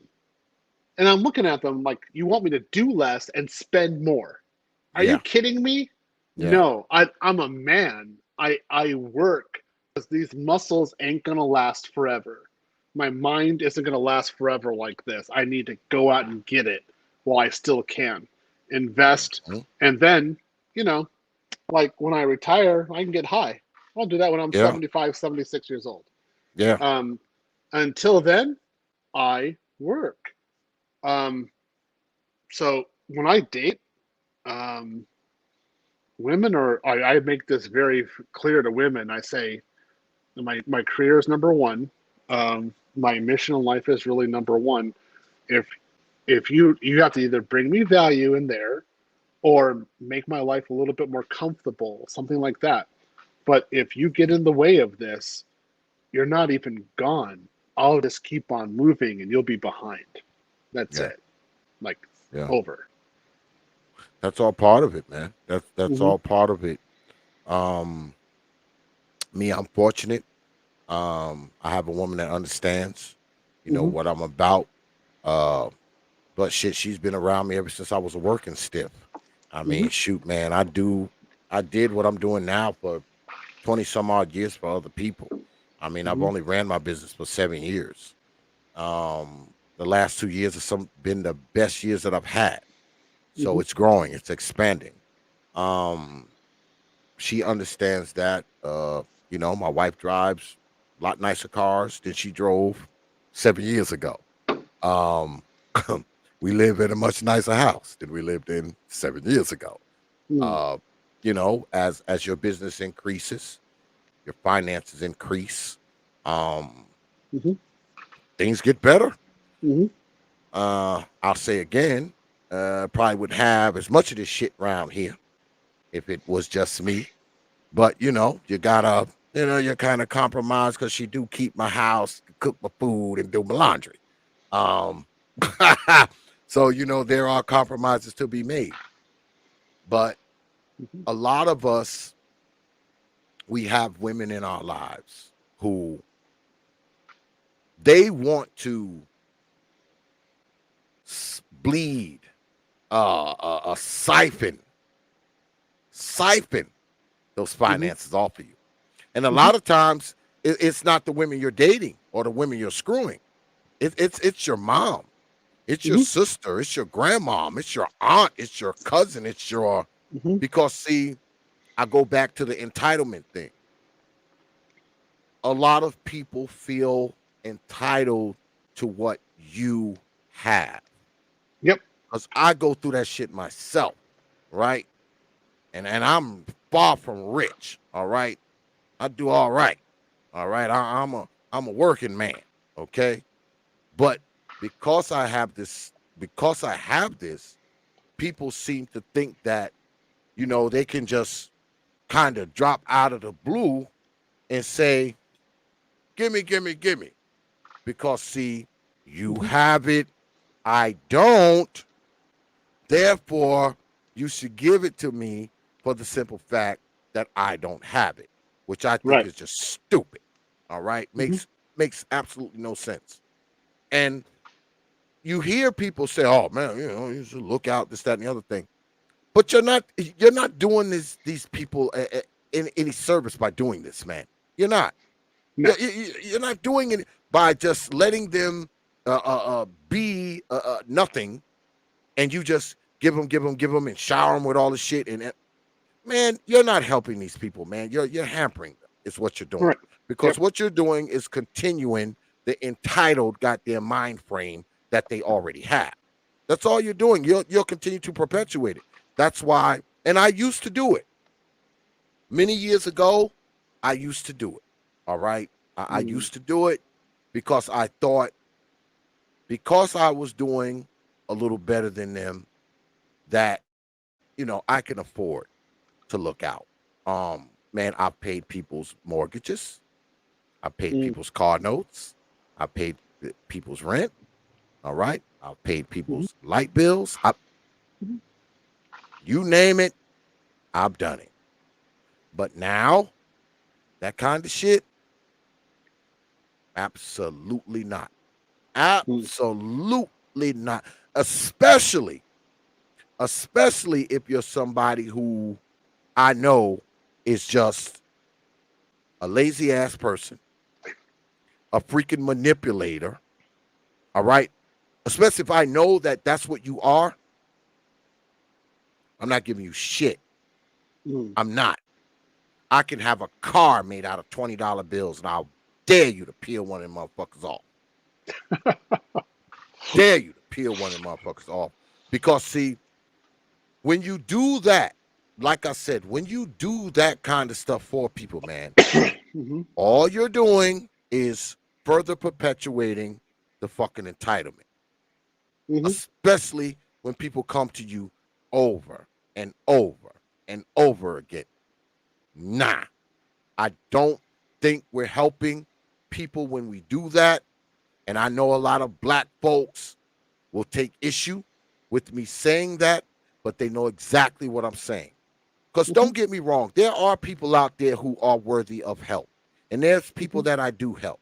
All right. There are people that I help. But some people, to be honest with you, man, and we got to get used to this. Some of us are not worthy of others' help. Some of us do not deserve it, man. No. We got to get past this shit that every fucking black person is deserving. Go ahead. So, I mean, I have an aunt that I give at least $1,000 a month to every month in order to help her out because she really doesn't have that much. And I make sure that her rent is paid so that she isn't homeless, because she was nearly facing homeless a few years ago.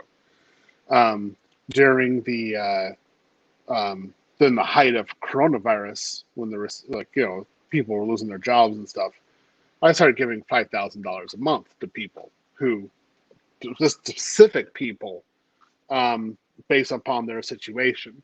So I have a heart. You's a good man. You's a good Right. man.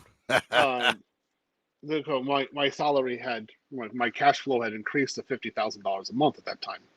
And so I was like, okay, well, I know these people. I don't want them to be on the streets.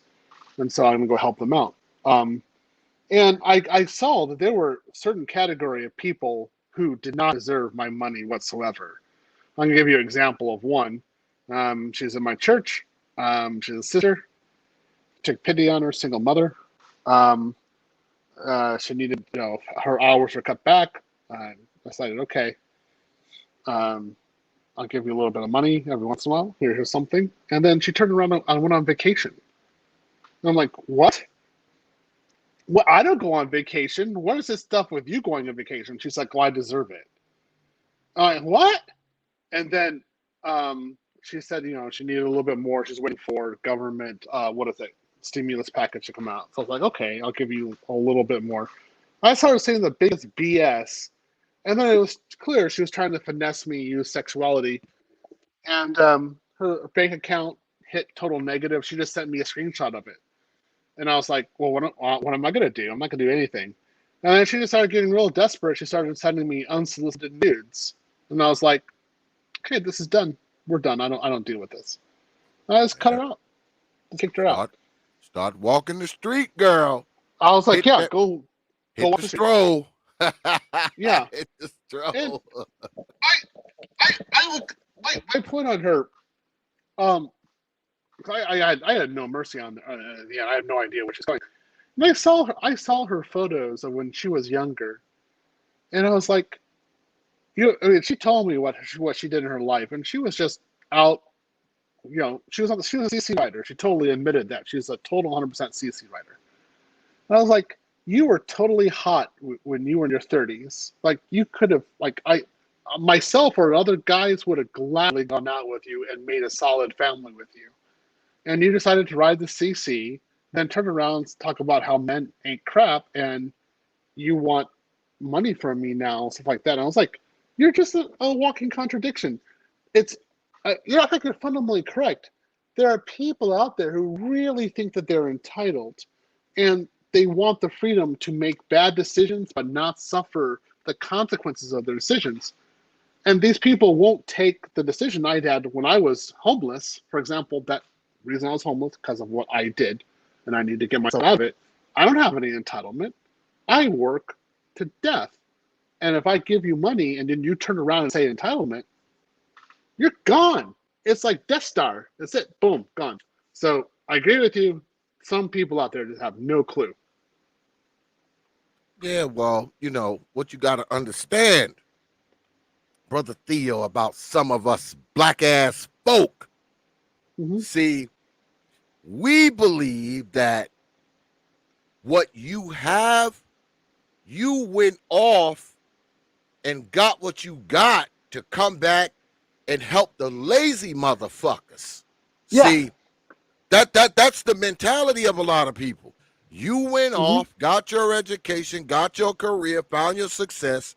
Now you must go back to these lazy motherfuckers who didn't do nothing but fuck off their life, have a bunch of kids, never saved, never invested in themselves. Excuse me, never invested in any kind of life. Now, it's on you. You are now obligated to make their fucking lives right. And see, me, I don't believe in that shit. Especially when you're talking about fucking adults. All right? Grown ass people, I'm not here to save fucking adults. Okay? When you talking about children in need, that's something different. Because they're innocent.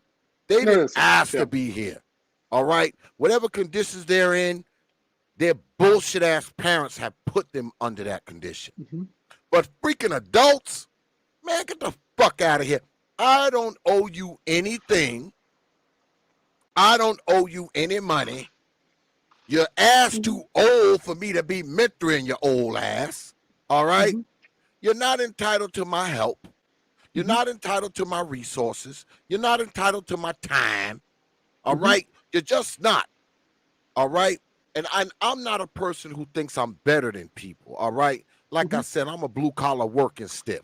All right? I get up 5 o'clock in the morning just like everybody else. Right? So I don't think I'm better than anybody. But I do believe that I've made some better decisions. than a lot of the people that I know. I've made some Yep. better decisions. All right. Mm-hmm. And at my age, I live pretty comfortably. All right. Mm-hmm. And when I die, I'm not gonna leave no debt. No All debt. right. My woman wouldn't lose the house. Mm-hmm. She wouldn't lose the cars and trucks. She wouldn't lose my shop. I mean, Mm-hmm. I died. My wife ain't losing none of that shit. And all that shit. Now she might get her a younger boyfriend and sell off all my shit, but he might come in and be like, you know what? Fuck this shop. Let's sell this shit, woman, and let's get rid of this fucking trucks and shit he got around this motherfucker too. But that might happen. But far as I die and everything, just I leave a bunch of debt and shit. Because I know people that has happened. They Uh-huh. they died and left debt. All right.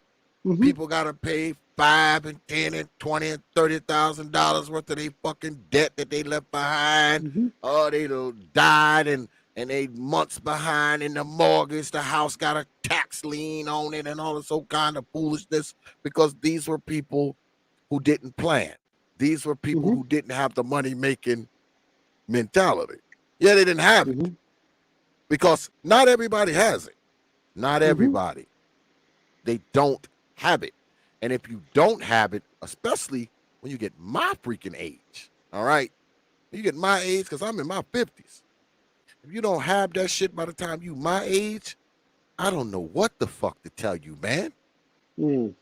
Because guess what?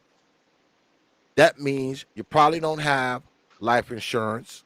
You probably don't have anything saved. You probably don't have any fucking investments. So when your ass die, you're gonna leave a damn tax lien, and they ain't gonna be able to pay for your damn funeral. They'll have to put your ass in a pot of steel and shit, in a cardboard box. That is your destiny when you don't have the money making man mentality at my freaking age. All right, I've seen it, man. I've seen it because I know me and my wife, man. We paid for quite a few people's funerals over the course of the years. All right. Because people come to us. They'd be like, oh, could you help us out? We need to bury grandma. We need to. And us, we do the shit. I don't know if I'm going to be doing it anymore. Hopefully nobody dies without life insurance, because I don't think I told my wife about it a couple months ago. I said, we're not doing this anymore. We're not stepping in paying for funerals. We're not doing, we can't do this shit. Because think about where that money could have went. I could have invested that money, man. I'm in probably about close to $30,000 over the course of 3 to 4 years. The funerals and shit we paid for people because they didn't have life insurance. Nobody in the family had no fucking money, and funerals aren't cheap. All right. I mean, shit, we paid for one funeral, man. Shit, one was like $7,000. Then another one was like $6,000. Then another one, they only had half the money, so we had to give them $3,500. That shit add up. All right. And I got all the motherfucking receipts too for when Negroes go to talking shit. I can show it to them. Look at this shit, Negroes. Shut up. But I mean, and this is what happens though. I mean, I don't know if it happens to you, but when you are a person, because I make a lot more money than a lot of people in my family do. I make a lot more money than probably most of my friends. I mean, it is what it is. So when people know that, they come to you. That damn phone rang, boy. Motherfuckers you ain't spoke to in 9 years, boy. That goddamn phone rang now. Oh man, can you, we need a little money, to pay for Auntie's funeral. We need a little money to pay for Grandma's funeral. We need a little money to pay for this one's funeral. So, I mean, you find yourself in those predicaments as well because you are a person that they know has the money making man mentality. Because even though they haven't seen you in years and years, They know your ass ain't sitting somewhere broke because they know you. They know you out there getting it. Yeah, they know you out there getting it, even though they ain't talked to you in like 3 years. So guess what? When some shit go down, your phone rings because they need to bury grandpa. They need to bury this person. They need to bury that person. They need money for flowers, money for the casket, money for the and we've done it over the years. We ain't doing the shit no more. And I already told my wife we're not doing this anymore. So I tell her, I'm like, tell everybody, get some freaking life insurance. Because see, we're not going to be your fucking life insurance policies anymore. We're not doing it anymore. We're not. We're not going to be your fucking life insurance policy. Because that's what it feels like. That's what it feels like. So let me ask you, do you get that? People that know you have a decent career, people that know that you out there getting it, do you have that? Do they come to you and say, oh, you know, Brother Theo, I need some money because I got to bury grandma? Do you get that? I'll give you this one example. There's this one girl in high school who tortured me. She knew I liked her, wouldn't go out with me with prom or anything. She knew she was breaking my heart. She became a single mother, multiple kids. When I came back to America, gave me criticism when I was having a hard time. But then she saw my success. I became very successful. And her child needed medical help and needed some procedures, and she didn't know what to do. She didn't have proper insurance. She needed $20,000. When she went to me, she knew that I had it, and I told her straight out, "Your child can die. I don't care." And she was like, "Oh, I can't believe you did it. You're so evil." I'm like, "Yeah, I really don't care. I'm not going to give a penny, not even anything." She goes, "You're my GoFund site," and I said, "It's these people are wasting their money. They should just buy cardboard boxes and bury your child now." She just like they thought that was so horrible. Like I don't care. I've had people ask me for various money related to medical. Haven't given them one penny. I asked them all the same question. Were you against Obamacare? Did you actually get an insurance policy? You know, this whole thing happened in the country. They're like, yeah, I didn't care about it. You know, I have individual freedom. And I said, okay, then you have individual freedom to die. I'm not going to help you. And Wow. I just sat back and I said, man, I have no tolerance for this. Yeah. So I've had people ask me for this or that over the years. For the most part, I give them zero. I only gave them some money when coronavirus happened, and that was only for certain people in certain situations. The people I gave it to the most, to be honest, were conservative women. They were the ones who they're all single mothers, and they lost their hours, and they took the money and they didn't like spend it on crap. They said thank you. They said they acknowledged that I was working, and they didn't deserve it. And I wasn't hitting it or anything like that. Never went out with them, but they were friends of friends and family members who were hit. And once I helped them out for a while, and then they, even during the height of quarantine, they found a way to get a job, and they went back into the workforce. And I was like, okay, that was correct. That was correct people to help. Dude, I mean, I've got people. I'm going to get evicted. I need help with a mortgage. And I said, okay, well, you need to find a place that has storage, put your stuff there, and live on the streets until you can figure it out. Buy a tent. Yeah, buy a tent. Buy a tent, bitch. And they were like, they can't believe how cruel I am. And I'm like, when I was at my lowest, you were doing thoughts and prayers and fuzzies. So yeah, at least I'll tell you a strategy to survive homelessness. I've gone through that. That's it. I can't afford to feed my kid. What do I do? I'm having trouble. That person I knew was a bad mother. I said, give it to the state. Yeah. You need to do it. Learn how to fish. Yeah, learn how to fish. Or eat out of trash cans. I don't care. I'm utterly savage on this stuff. For myself, I have 3 life insurance policies. I've got over $500,000 on my IRA. I'm now diversifying into various ventures outside of that. My stock, I've got crypto going on. I'm doing well. I don't lord it over people. I don't try to use it in terms of power. I don't say like, "Oh, you don't have any money, sexual services for me" or something like that. I'm walking down the street. I'm pretty happy. I'm pretty cool. If you need to have help, boy, that's hard for you. Sorry, nothing. Yeah.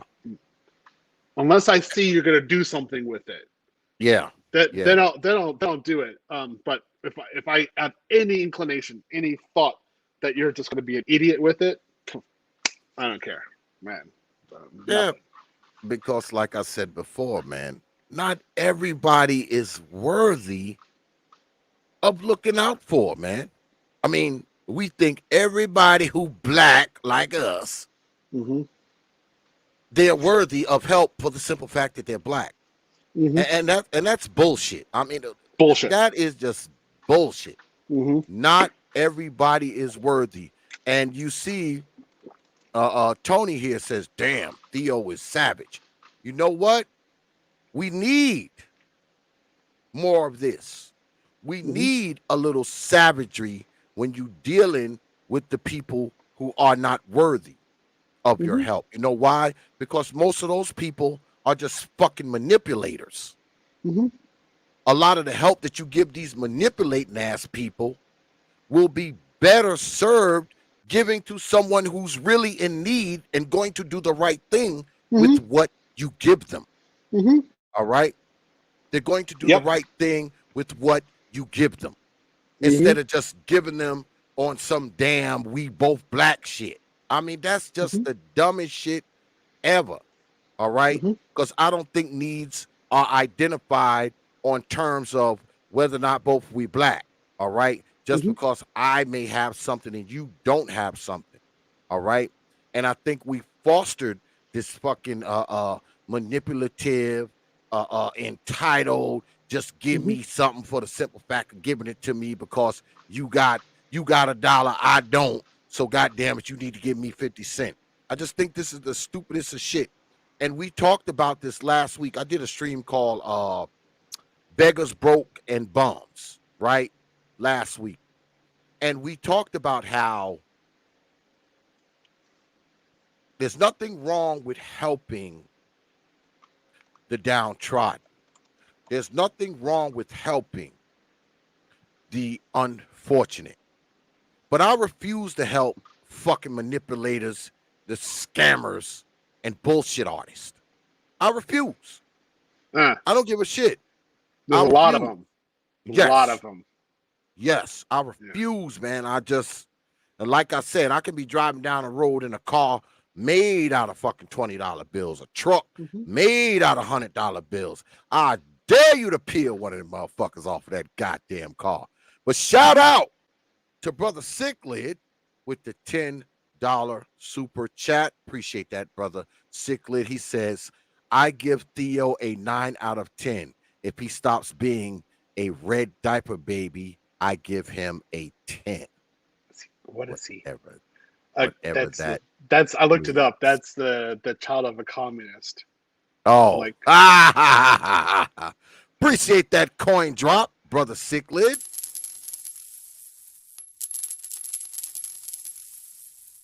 I appreciate you dropping your hard-earned coins on this platform. Yeah, man, I appreciate you dropping your hard-earned coins on this platform. I appreciate it, brother. Yeah, I mean, I say again, some people, because I help people. I mean, and I help these people because I think they're deserving of it. But, I mean, as a person I think that I have the money-making man mentality. And it's hard to say you have the money-making man mentality when you enable fucking failure. And you're enabling failure when you got motherfuckers who are not worthy, all right, are not deserving, They're just manipulating. They're just entitled, and you're giving them shit. Mm-hmm. You're giving them stuff. Mm-hmm. You can't do it. You're not helping them. You're not. Mm-hmm. You're not. And I think the reason why we used to do it the way we used to do it, my wife and myself, because I think it's something inside of us where we feel like, well, we should look out. We should, quote unquote, give back because, we have reached a certain level. Okay. We've reached a certain level. So we should do it. And I think that those reasons are wrong. I think that when we were doing that, I think that I might have been trying to, I don't know, make my damn self feel better. I'll admit it. All right. It probably wasn't even for them. I'm doing it so I can say, well, we looked out. I feel better. I helped them pay for the grandma funeral. I feel better.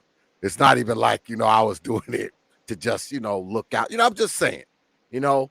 So when you're doing this kind of stuff, you got to do it for the right reasons. You know what I'm saying? Mm-hmm. And I think a lot of times we were, well, I'll speak for me. I won't speak for my wife, because my wife's a fucking bleeding heart. I'm not. I think that, I did it, to, I guess, quote unquote, give back, whatever, and I think those are the wrong reasons. I think that a person should be worthy of whatever charity. Okay. I don't feel like charity should be solicited. It should be given freely. Mm-hmm. All right. You shouldn't have to solicit my charity. I should give it freely. Just like we write a check fucking every month to Save the Children and Children's Hospital and all that kind of shit. Shriners Hospital. They get a check from us every fucking month. They've been getting a check from us every month for the past 10 years. All right. I think it's the same way with anybody else. I mean, you do these things, man, you got to do them for the right reasons, man. And it can't be all about, making your own self feel better. So I'm going to stop doing the shit. All right. And take that money and maybe, I don't know, focus it somewhere else. I mean, I don't know.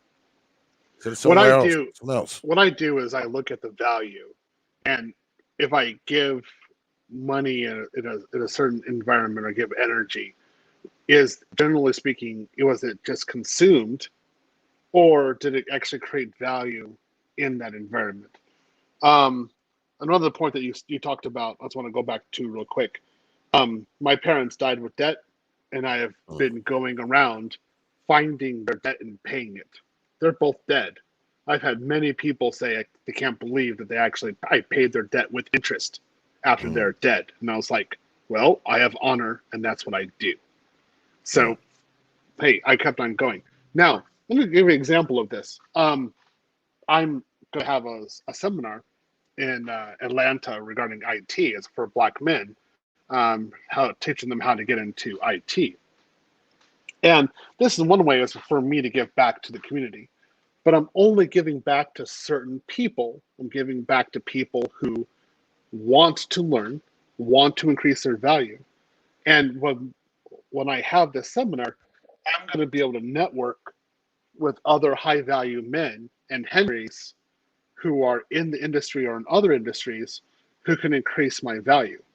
So while I increase my value, I'm actually helping other people, and maybe I can get 10, African American males who had no idea how to deal with corporations. I can get them into corporations, get them much higher salary, and actually give them a career and give them hope that they can actually have a career, that they can do something in IT. I view that as being a win-win situation, but I'm increasing my value while I do this. And so I'm not being stupid about it. I'm being very strategic. I'm also increasing value within the manosphere by doing this. So I don't just give money. And if you know about this, no women are permitted. And people ask why, and I said because they're only going to come in and be a disturbance. They're not going to build. And a distraction. Yeah, a distraction. And we need people to be focusing on themselves and how to become, better value and think long-term strategies about how their life and their careers. And you're going to get some woman in there with a booty that's too big, boots, a skirt that shouldn't be that short, and she's only going to be thinking about, herself right now, and she's a victim, and she got pregnant, and now she needs half a man's income, and the man doesn't have any income. And I'm like, yeah, that's right. I don't want you in there. I don't, you're not going to give you the opportunity. Yeah, that'll just be a damn distraction. They're not going to come in there and add shit to what's going on in there anyway. So, I mean, they're not going to come there and contribute. They're going to come there and fucking consume. Yeah, that's right. Yeah, they're going to The come there and pun consume. intended. Yeah, that's all. That's all they're going to do. So you don't need them in there. Let them hoes be somewhere else. Because I think we need to get more men into the money making mentality. And this is the thing. The brothers who show up to the seminar probably are brothers who have the money making man mentality. Because whoever doesn't have that mentality probably won't be there. They probably won't be there. Oh, he's talking about doing IT. Ah, man, I'm not messing around there. Now, if you had a bunch of them big booty hoes walking around in there, with asses hanging out, you probably couldn't get in there, but it'd be hard to get a ticket, boy. It'd be standing room only up in that motherfucker. But, but I don't want to help those people. Yeah, yup. Those are the people who don't have the money making mentality, so they can remain where they are outside of the fucking seminar. But the people who show up there are going to be people with that money making mentality. They are the people that are going to show up. They want to learn. They want to make money.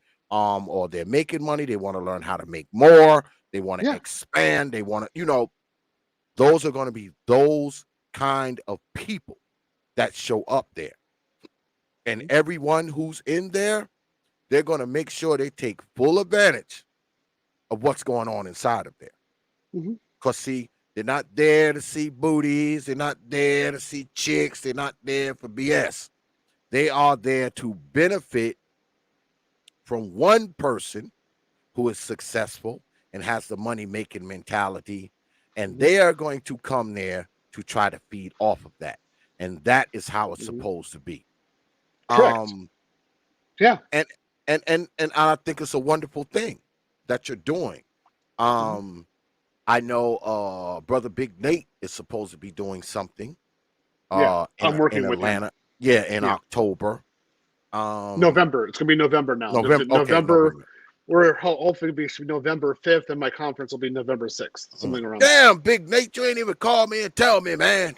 God damn it, he said it was in October. Because I'm supposed to, I'm gonna drive down to his house and I'm riding up with him. So it's October. God damn it, Nate. We just changed it on Sunday. Oh, okay. Okay. Yeah. So yeah, I'll be riding it when I'm gonna drive to his house, and we're gonna, because we don't live that far from each other.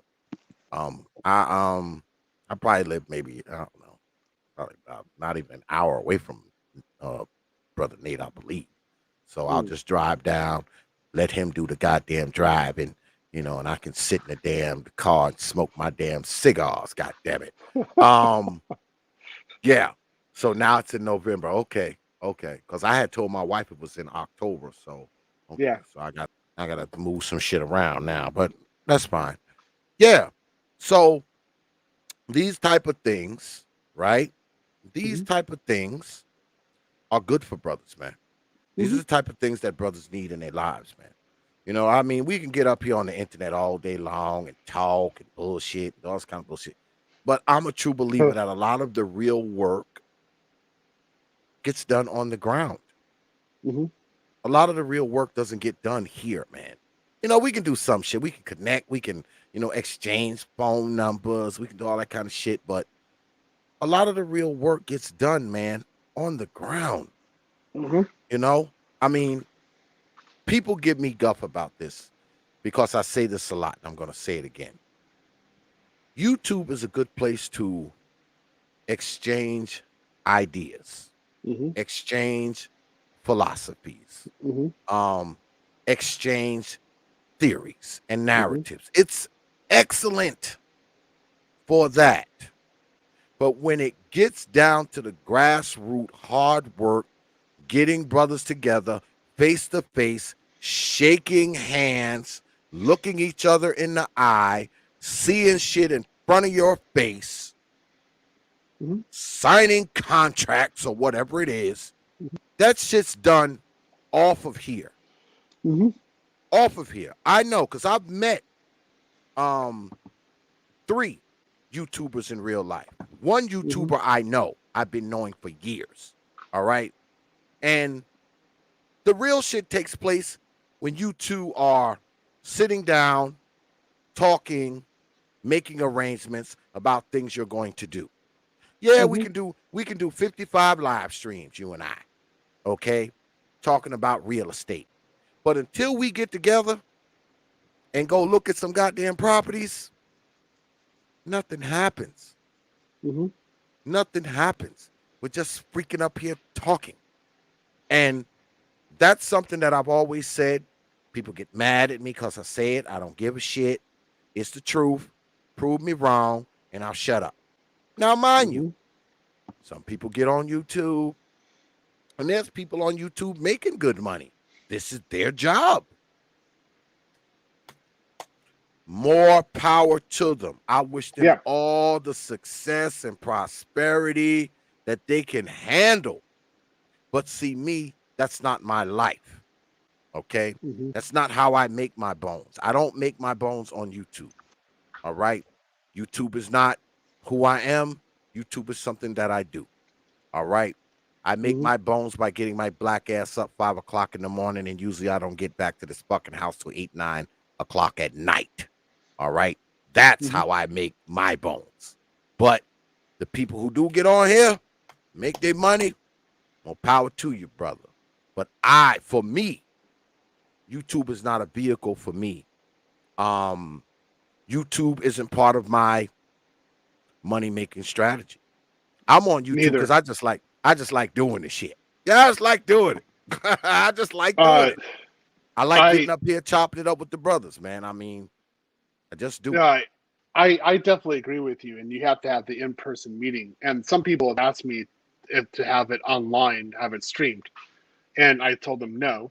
Maybe the Mm, second conference I'll do that, but the first one no, because I need the people to actually be engaging with each other mm. and learning from each other. And it's more important for me to have pods of groups of students where you have the guy who's successful with a guy who isn't successful, and they're listening, both listening to what I'm saying, and the guy who isn't successful can talk to the successful man and say, no, what Theo says is correct, and this is how I've implemented in my life. And so at that point I have effective modeling, and the Yes. modeling can sink through to people who really have no clue. They want it, but they don't know how, and they're scared. And those are the people I want to reach and say, no, you can do this. It's not hard, guys. It really isn't. So that has to be done in person. There's no other way. Yes. Yes. Um, People have asked me again, if I with YouTube, what am I going to do with it? And I say, I like going on other people's platforms, giving value to them, raising the value of what their message. And eventually, what I'm going to do is make content for other people, other YouTubers to use. So I'll be in IT, Japan. IT Yeah, stuff. Okay. not only IT, but I'll be in Japan, France, Russia, Ukraine, Brazil, and I'll be showing them the kind of life that I have and the way that it is there, and say this is an option you have. Look, I'm here. I can travel. I can be treated well. And this is what my real feeling is about the United States. And you're in a bubble. You have to get out of that bubble, and this is how you do it. Mm. I think if I, instead of talking about being abroad, because I lived abroad for somebody else over 16 years, if I actually show it to them and they can see it around me, I'm like, I speak the language. This is normal to me. You can have it too. I'm going to make more of an impact. So that's what I'm going to do. But yeah, I don't make money from YouTube. I make money from investments and work. Yeah. No money. These little bit of coins that come in through YouTube, man. Like, people get mad at me when I say this shit, but I'm gonna say this shit again. It may get me a couple boxes of good cigars and a big old bag of dog food for the beast. That's about it. I mean, that's about it. And if you don't send me another dime, folks, if you don't, now I appreciate it when you do, folks. I Mm-hmm. do. I tell you that every time I start. I appreciate when you send it, when you cash app, super chat, all that shit. I appreciate it. But if you don't send me another fucking dime, you know what's going to continue to happen? I'm going to continue to smoke good cigars, and my fucking dog will continue to eat. Mm-hmm. So, I mean, that's just what it is. I mean, I didn't come to YouTube to make money. You know, I make a few dollars, you know, super chat, some cash app, shit like that. You know, I make a few bucks, but you know, not enough where I can close my shop and then just do this shit full time. Yeah, right. Not even close. The amount of money that I make, like on a month, that little YouTube check, it wouldn't even pay for one of my guys' weekly salary who work for me. It wouldn't even pay for that. So, I mean, it is what it is. Yeah. I But didn't we want to keep gain it. value. We gain value, and the ability to communicate with other men in the manosphere is paramount. And Yeah. that's why we can use YouTube very effectively, because I wouldn't know you exist without YouTube, Exactly. right? Exactly. And Exactly. so how many, okay, so Exactly. I go to a cafe usually to communicate with ideas. How many brothers am I meeting at a cafe? Yeah. Yeah. Honestly, I'm usually meeting white liberals, critical feminists. So That's it. I'm not going to really, like, what am I doing, right? So here we can talk. We can talk about our real what our real experiences are. It can be True. recorded, and then other men can come and look at that and gain And value watch. and Yep. guidance and That's go the forward. that's the exchange of ideas that I'm always talking about. You know, Mm-hmm. this is it's a good place to exchange ideas, philosophies, you know, Mm-hmm. narratives, you know, points of view. It's wonderful for that. I mean, for that, it is spot on. But Mm-hmm. you know, I'll say again, man, the real work, especially when you're talking about getting people together and doing things, man, y'all have to kind of be in person because it's hard to do anything, you know, especially when you're talking about getting brothers together and stuff like that. It's really hard to do it when y'all aren't in one freaking room. And brother Gabe A said he can't go. Somebody will try to fight him. I don't think the people that goes to Brother Theo's seminar, Brother Gabe A, will be, you know, apt to try to, you know, throw them hands. Now, when Big Nate does the manosphere shit now, it might fuck around and be a few scraps up in there. It might fuck around and be a few scraps up in there. So, you know, that's why I think I want to make sure if I go with Brother Nate, I'm going to ask his permission to bring my fucking 50 cal because one of you Negroes run up on me, boy, I'm going to pump your ass full of holes. So Oh, I'm just, I'm. I'm, I'll I'm have just security saying, at my seminar. I'm making sure motherfucker, there's run security up. there. X, I'm going to fuck you up. Oh, are you now? Oh, are you Mm-hmm. now? Mm-hmm. You might want to rethink that, boy. Yeah, because you know you YouTube Negroes is crazy, unpredictable. In real Mm-hmm. life, too, I got to have my shit in my jacket for you Negroes, boy, because you might just want to try, brother. Mm-hmm. Have to lay you down in there, boy. Like, sorry, Nate. Motherfucker ran up on me, brother. He ran up on me. There was nothing I can do. I don't fight Negroes. All right? I'm going to put you out your misery. Because you're running up on me, you're miserable. So I'm going to put you out your misery. Get on up out of here. Get out of here. You know? You got to be careful when you want to meet these YouTube Negroes, boy. You don't know what they going to do. You don't know what these YouTube Negroes going to do. Shit, I would tell them, they're like, man, I need to put my damn little case with my 50 cal in the trunk, Brother Nate, because I don't trust these YouTube Negroes. Shit, we in real life too. X, you was talking shit on your channel one day. What you want to do? Blow your fucking head off. That's what I want to do. Next question. Next question. Out of here. So yeah, I have talked with Little Big Nate about it, and he'll be involved with screening because I'm not going to be able to screen. I'm going to be thinking about how to implement. And then I've worked with the hotel to make sure there's another security guard. So Okay. if there's any disturbance at all, like They just come in, no questions asked. People are removed. Yeah, Um, yeah, so yeah. I think that's That's going to how be it's the got to only be. way. I know, Especially but when isn't you're it? talking about YouTube, folks. You know how crazy YouTube is. You actually I gonna think take some of these crazy fools, put them in a room together, man. I know. I mean, there's not even going to be alcohol in there. I mean, if I pay for a venue in a There's hotel, not it's going to be. there's not alcohol on here. There's no. A lot of times these dudes don't be drunk. They just their mind, their damn mind is drunk. Their mind is just 24 hours drunk. Yeah, that's funny. I never thought of it that way. I don't know. I try to think of how to promote people, but you're entirely correct. You got people in there with a lot of problems, and I know that I'm going to have people popping up who are going to be talking smack, and I'm going to have to deal with them. Yeah. And I'm just like, it's unfortunate because we as a community shouldn't have that kind of issue. Um, Yeah. if I went into the suburbs where all the white people and white and Asian people are, and decided to have a conference about how to teach you how to do cloud security, I get a bunch of people who are more than willing and happy that I actually paid for everything, and they sit there and listen to me. Mm-hmm. Um, and if I do it with my brothers, I have to worry about people running up on me or Mm-hmm. Well, saying some crap. well, if it's an IT seminar, maybe not so much. That may be okay what you're doing, Hmm. but what Brother Nate wants to do is a different story, because he wants to get people, from the sphere, and a lot of people don't get along with other people. So there is that. Um, Now me, I'm hopeful that nothing goes wrong, but hope springs freaking eternal.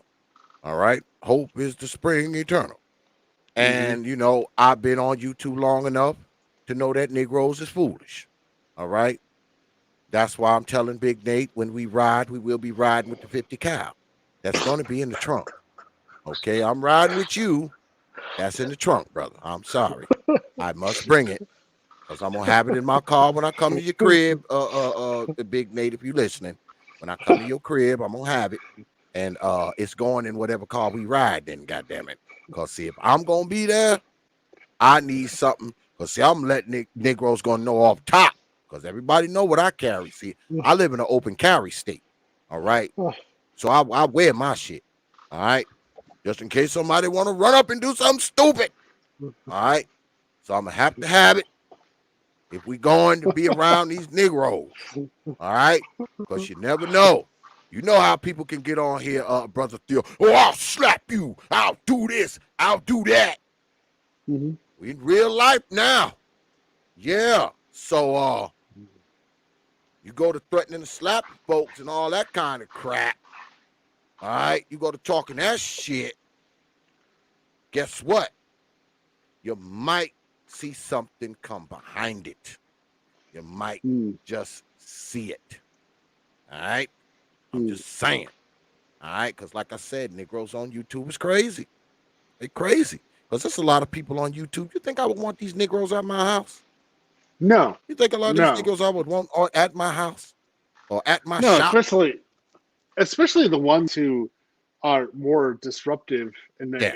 instead of thinking about how to build and how to learn and progress, they're talking about stuff, and I'm like, I'm like, where did you get this? Like, what are you nuts? Like, you're not going to go anywhere with this. Or the Mm-mm. people I really don't like are those who make like say they're like late 30s, and they Mm-hmm. make under $40,000 a year, and they think they're the man, and Yeah. they're going around talking about how they should be respected, and I'm Yeah. like, how can you? No, no, no. You're not gonna make it. You're not gonna make it in life. Your expectations are so low. Nobody's gonna respect you. I'm gonna back out of this, man. Yeah.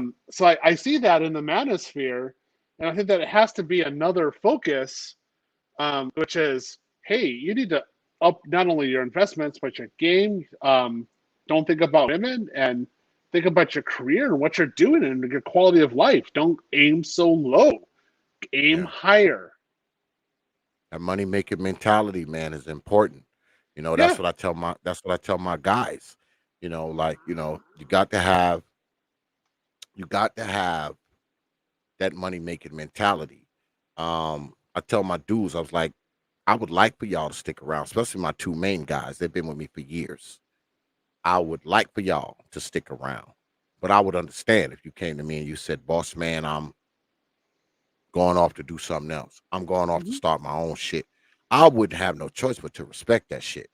Yeah. Now it would fuck me up because I would have to find a replacement for you, and hopefully somebody that's at least sort of good as you at what we do.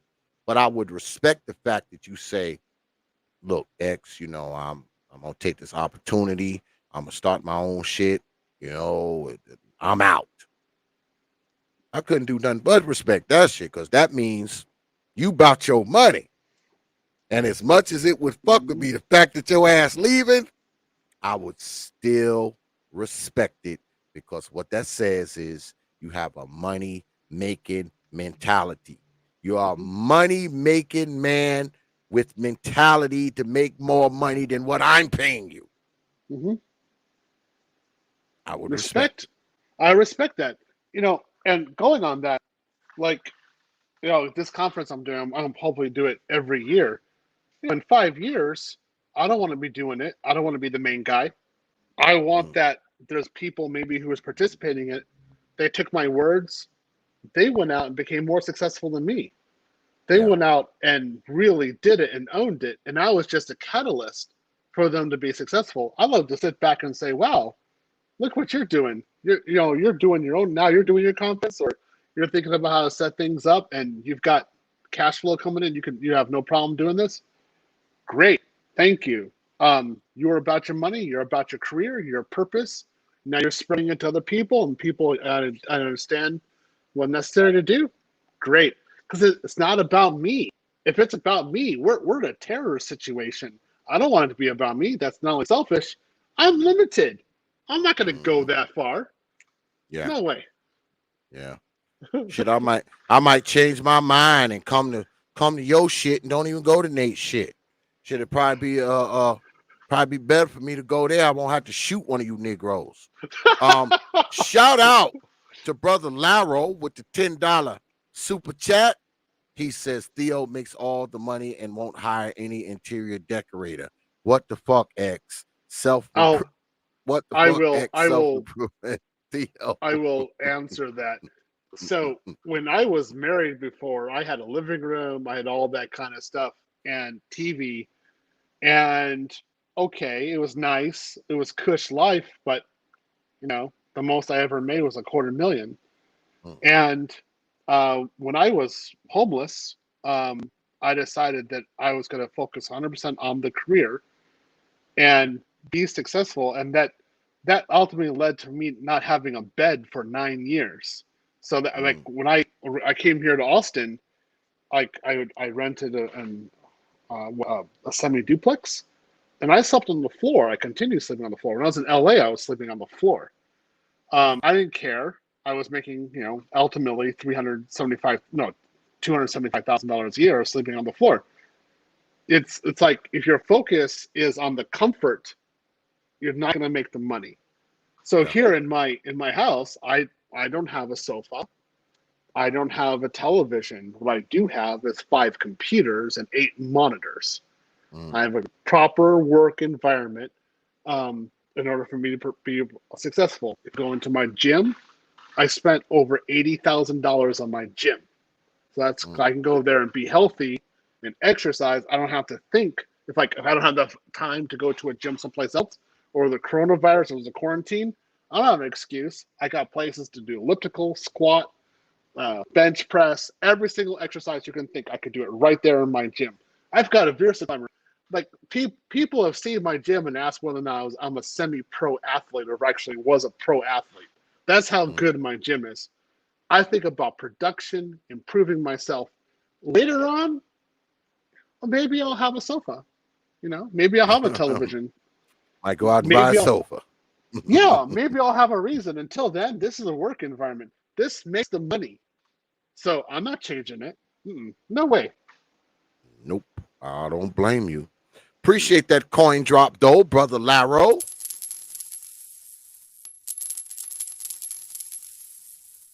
I appreciate you dropping your hard-earned coins on this platform. Yeah, I think we have to, and that's a thing too, because we'll be wrapping up pretty soon. But that's a thing too. I think often we focus on the trivial shit, the irrelevant shit. Because, I mean, I remember when I lived, I live in North Carolina. Now I've been in North Carolina for like 8 years, but I spent most of my life in New York.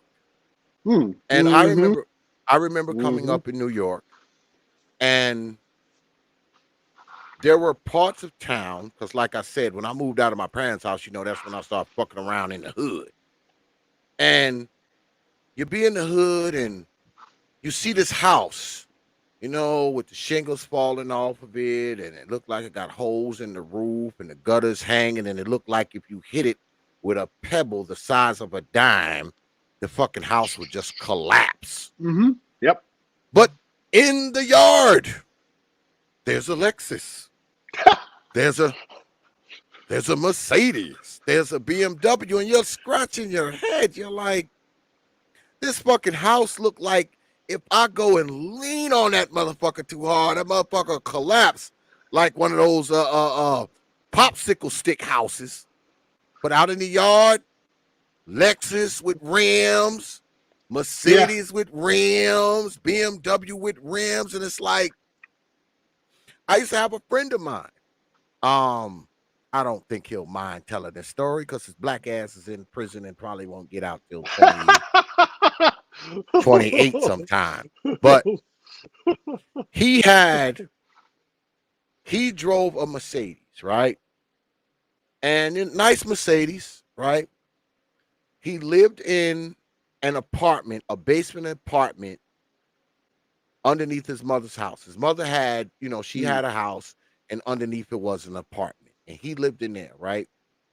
And, we would go in there and drink beers and shit like that. And he would be like, oh, man, go to the fridge, man, and get some beers out. You open the refrigerator, all this motherfucker had in there was beer. No food in the cabinet, no food in the freezer, no nothing. Just the beer. But this motherfucker's driving a fucking Mercedes Benz. And I used to ask him all the time, like, man, you driving this fucking Benz, man. You ain't got no fucking food in your house. Like, what the fuck do you eat? What do you eat? He's like, oh, yeah, I go upstairs and, eat at my mom's or eat at my girl's. And I'm like, you're satisfied with that? You're bad as the guy who lives in a fucking ran down shack of a house with a fucking BMW parked in the front of it, man. I think that we fuck around, man, and we get our priorities mixed up, man. We got our priorities mixed up. We spend all this money on bullshit, and the real shit, when we need it, we don't have it. All right? You know the old saying, people go out, buy what they want, what they need, they got to get from someone else. And that's bullshit. That's stupid. That's stupid. Yeah, that's stupid. No, man. I want that in my house. I want the means of production in my house or close to me. In my fridge, I got pure organic food. Make sure it's delivered to me. I go out and get it every week. I cook by myself twice a day. I don't have any deliveries. Nobody makes my stuff. I'm fully self-sufficient in terms of skills and being able to acquire new skills and go out there and make sure I had like the proper finances, the proper backing. I agree. I understand. This is me. It's only me. There's nobody else backing me up. I am the backup to me. And I'm thinking about getting a BMW M8. It's like $160,000 car, and it's like where I am right now, probably be a good thing.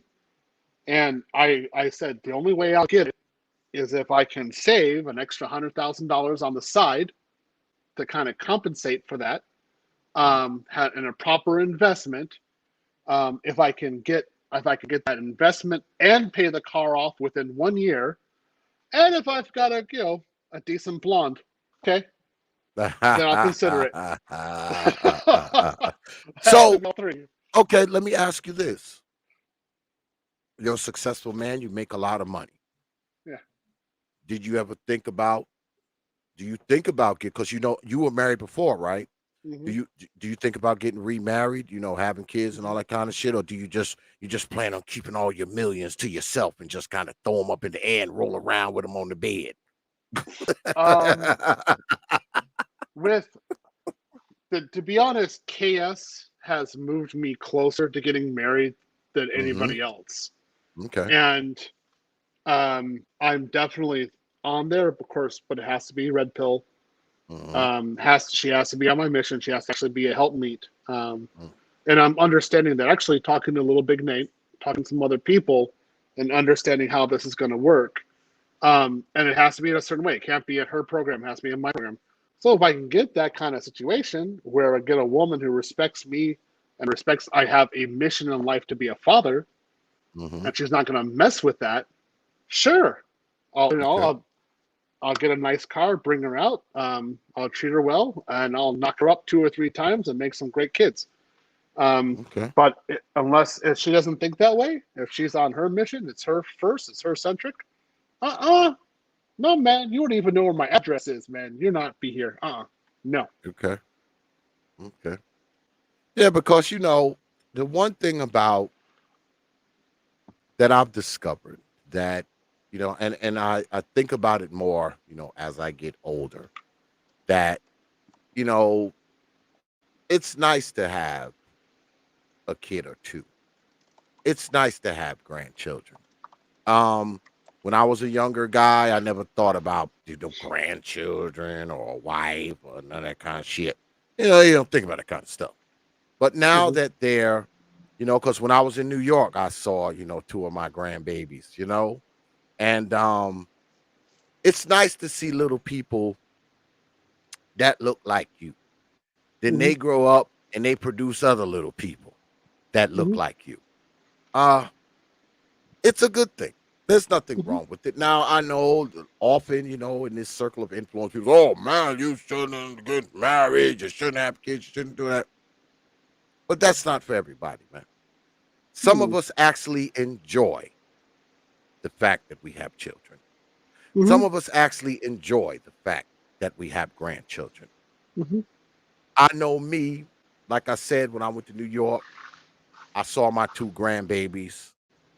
I saw them running around out there because they're little, they're like 4 and 1, they're like little. And I saw them running around out there. And guess what, man? It gave me great joy. Just to see them running around playing and hooping and hollering and, because I hadn't seen the little one at all since she had been born. And I hadn't seen my grandson for almost 2 to 3 years when they came to visit us like years ago. So it brought me great joy, man. I've been talking about them ever since I got back. So, I mean, some of us like this kind of stuff. All right. Negroes. Some of us happen to like this kind of stuff. And guess what? It would be nice to have somebody to leave shit to. Because if you got all this money and your ass die, where's it going? Who gets it? Well, you gonna have to put it all in the casket with you? Yeah. Just put it in the ground? Yeah, I think about it. It matters. I think about who's gonna get my gym, who's gonna get my. I've got some other stuff upstairs, some cool stuff. I want to be able to transfer it to somebody. I do want to have that experience of having children. So that is a goal, and I'm pretty sure I'm going to live a long time. So I'm good. I mean, that is a focus that I have right now. It's not like, oh, I have to have it. My real focus right now is how to what is it, gross over $700,000 this year. That's what I'm really focused on right now. But yeah, it would be great to have someone. But I do talk to women.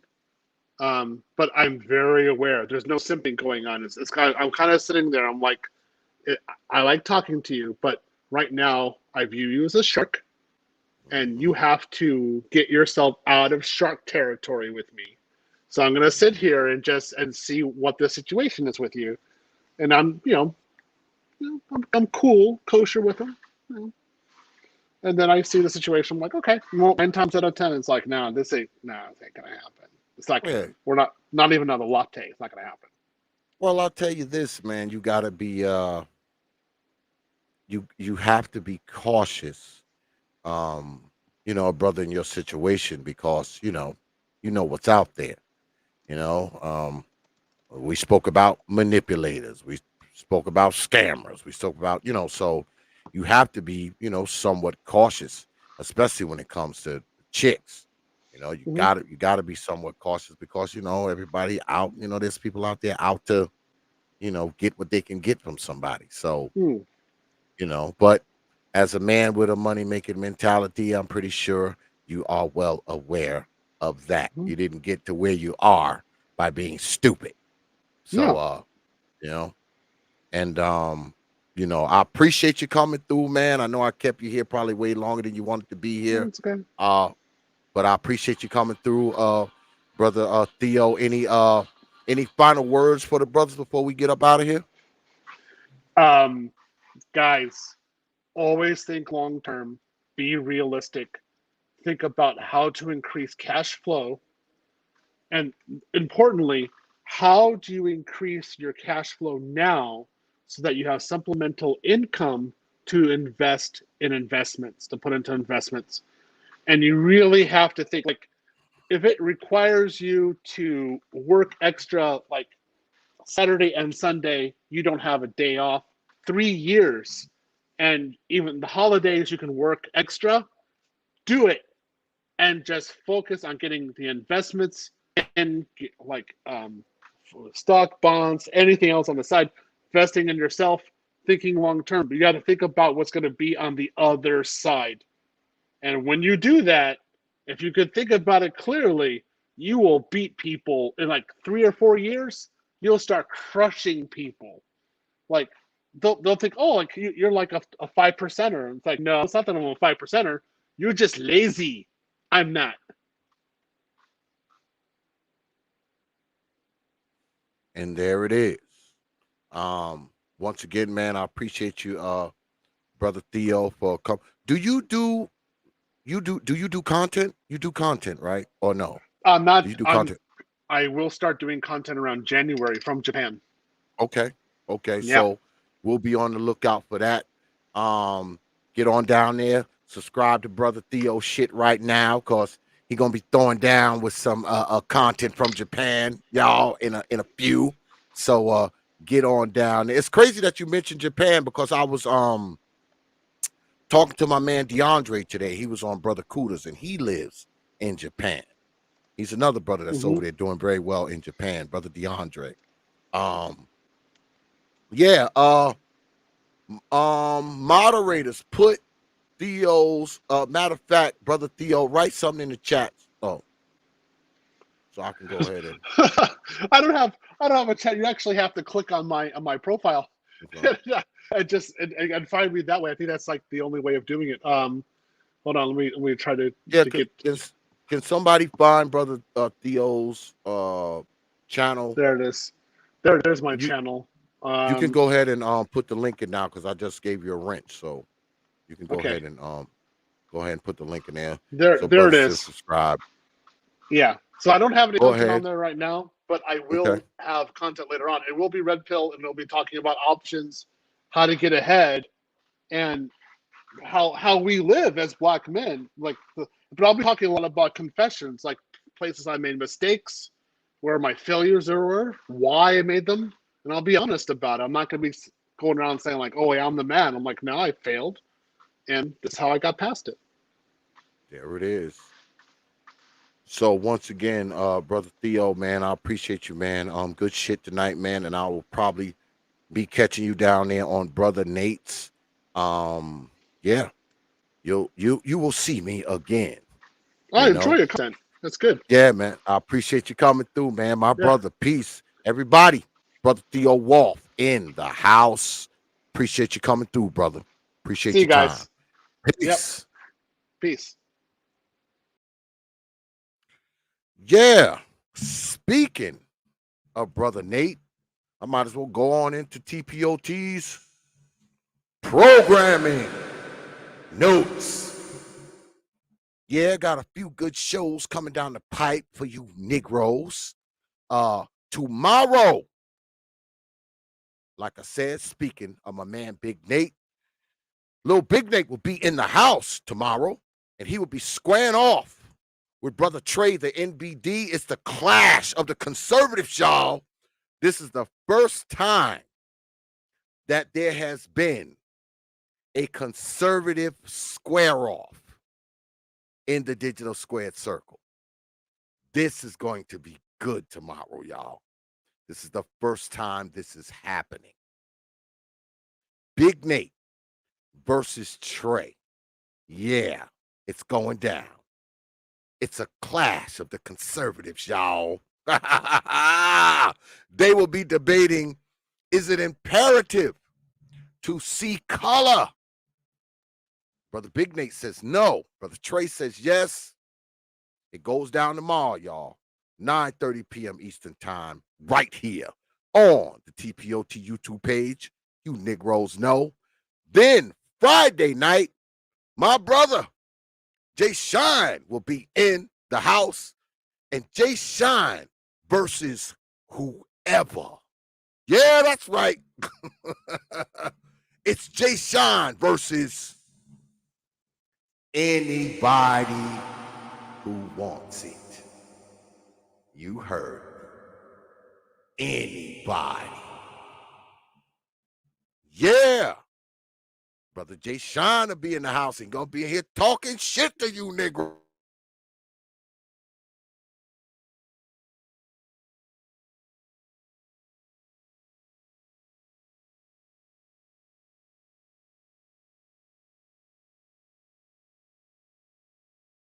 Bros, and he'll be up here waiting.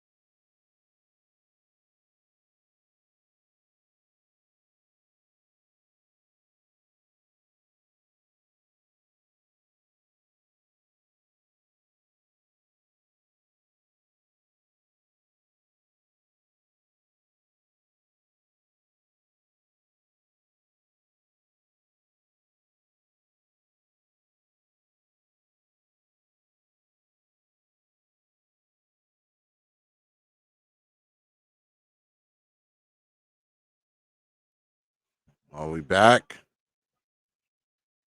Are we back, y'all?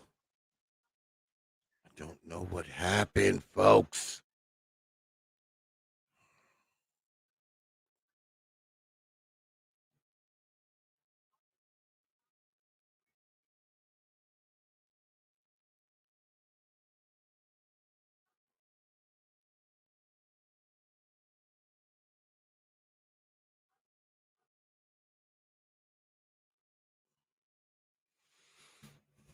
We're back. Something went wrong, y'all. And I don't know what happened. Some of y'all still here.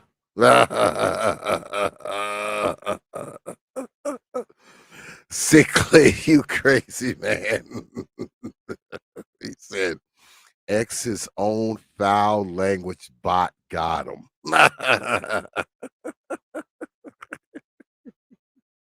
That's funny, man. Now that's a good one, brother Sickly. That's a good one. That's a good one. God, that mean I'm gonna have this long ass freaking delay, man. Like 10 minutes of just frozenness of nothing. That's crazy. Might have to go ahead and edit that shit out or something because it was like 10 minutes, right, y'all? Like 10 minutes or so that went on. God damn it. I hope y'all was hitting the like button. You know? I see a bunch of y'all just ran on up out of here as soon as shit went off. Boy, y'all ain't got no damn patience. Anything could have happened, man. I could have sat up here and had a fucking heart attack. Anything. I could have fell dead. Anything. Like, oh, motherfucker went off. We out of here. Well, I tell you, boy, goddamn YouTube. But yeah, I appreciate everybody coming out tonight, man. I appreciate the super chats as always, but most importantly, man, I appreciate your participation more than anything else, man. All that stuff means more than anything else to me. I don't take y'all lightly, man. I never have. I never will.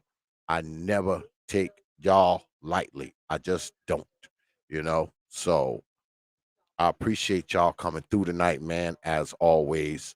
You know, make sure you hit them all 9:30 p.m. Eastern time. Brother Nate will be throwing down. He'll be squaring off with Brother Trey. And make sure you hit 9 p.m. Friday. My man Jay Sean will be in the house. All right. All right. And another big shout out to my brother, Brother THEO WAF. Get on down there, man. Check Brother THEO out. He says he's going to be doing some content from Japan in a few, you know. So, I mean, go ahead and check him out if you will. Go ahead and check him out if you will. As always, I will leave you, good folks, with 3 words. You know, like I always do. Open your minds. Hours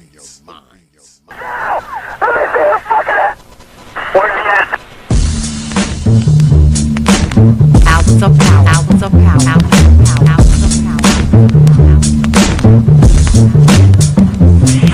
And so a community is where you control your police, you control your commerce, you control your education, you control your house. We don't control none of that. We live in a hood. Huh? Well, what about the Negroes that get out? Oh, well, see, my cousin, they say he's a multi-millionaire, almost got $1 billion. Three PhDs, working on 2 more. Driving down the street in Chicago in his Rolls Royce, enjoying himself, and he hears these sirens and looks through the mirror and sees this cop car flashing lights. He squeezed the steering wheel, man. Heart beats fast. Because he knows the plight of a Negro. what it could be. And then when that cop car passed him by, he said, thank God he wasn't after you in the first place, punk. That Negro thing you can't get away from. It's universal. They wasn't coming after you with all your millions, with your Rolls Royce, with your PhD, didn't help. That's the hood. Huh? Why do you think you never pick up the paper until you read over and over and see white families? You think it's thousands of black cops in America. Why don't you see white families crying as black cops shot my loved one 42 times in the back of the head? Why do you think black cops are that? Think they're more spiritual? Think they're better good? No! They got enough sense to know that white folks ain't gonna tolerate it. And I will stop in our neighborhood when we decide we will not tolerate it. Now, if we was organized, which is hard to organize people who are just gonna run crazy and you don't know you're crazy.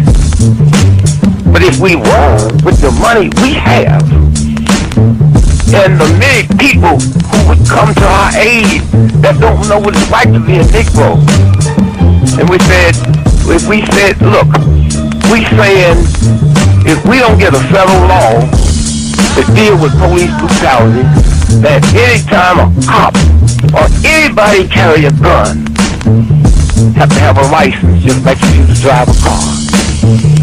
And if you use it wrongly, you'll lose your license.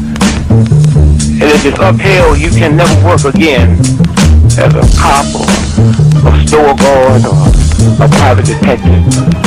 How do you get Congress to push that through? Well, you take your economic power and you call on your friends, black, white, young and old, and say, this coming Christmas, if we don't have a federal law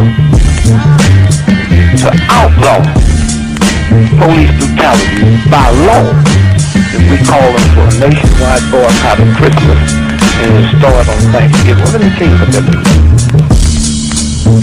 79% of all retail in America happens between Thanksgiving and Christmas. People stay in business all year, lose money just for Christmas, huh?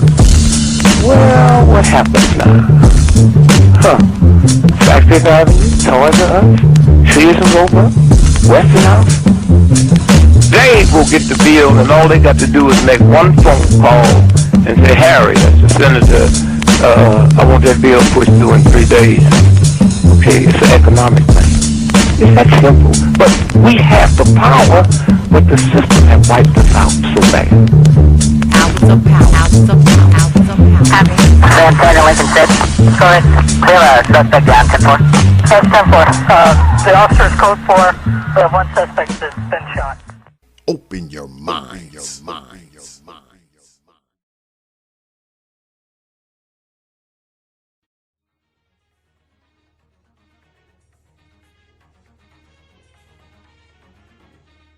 Only from T.P.O.T. Media. Open your mind.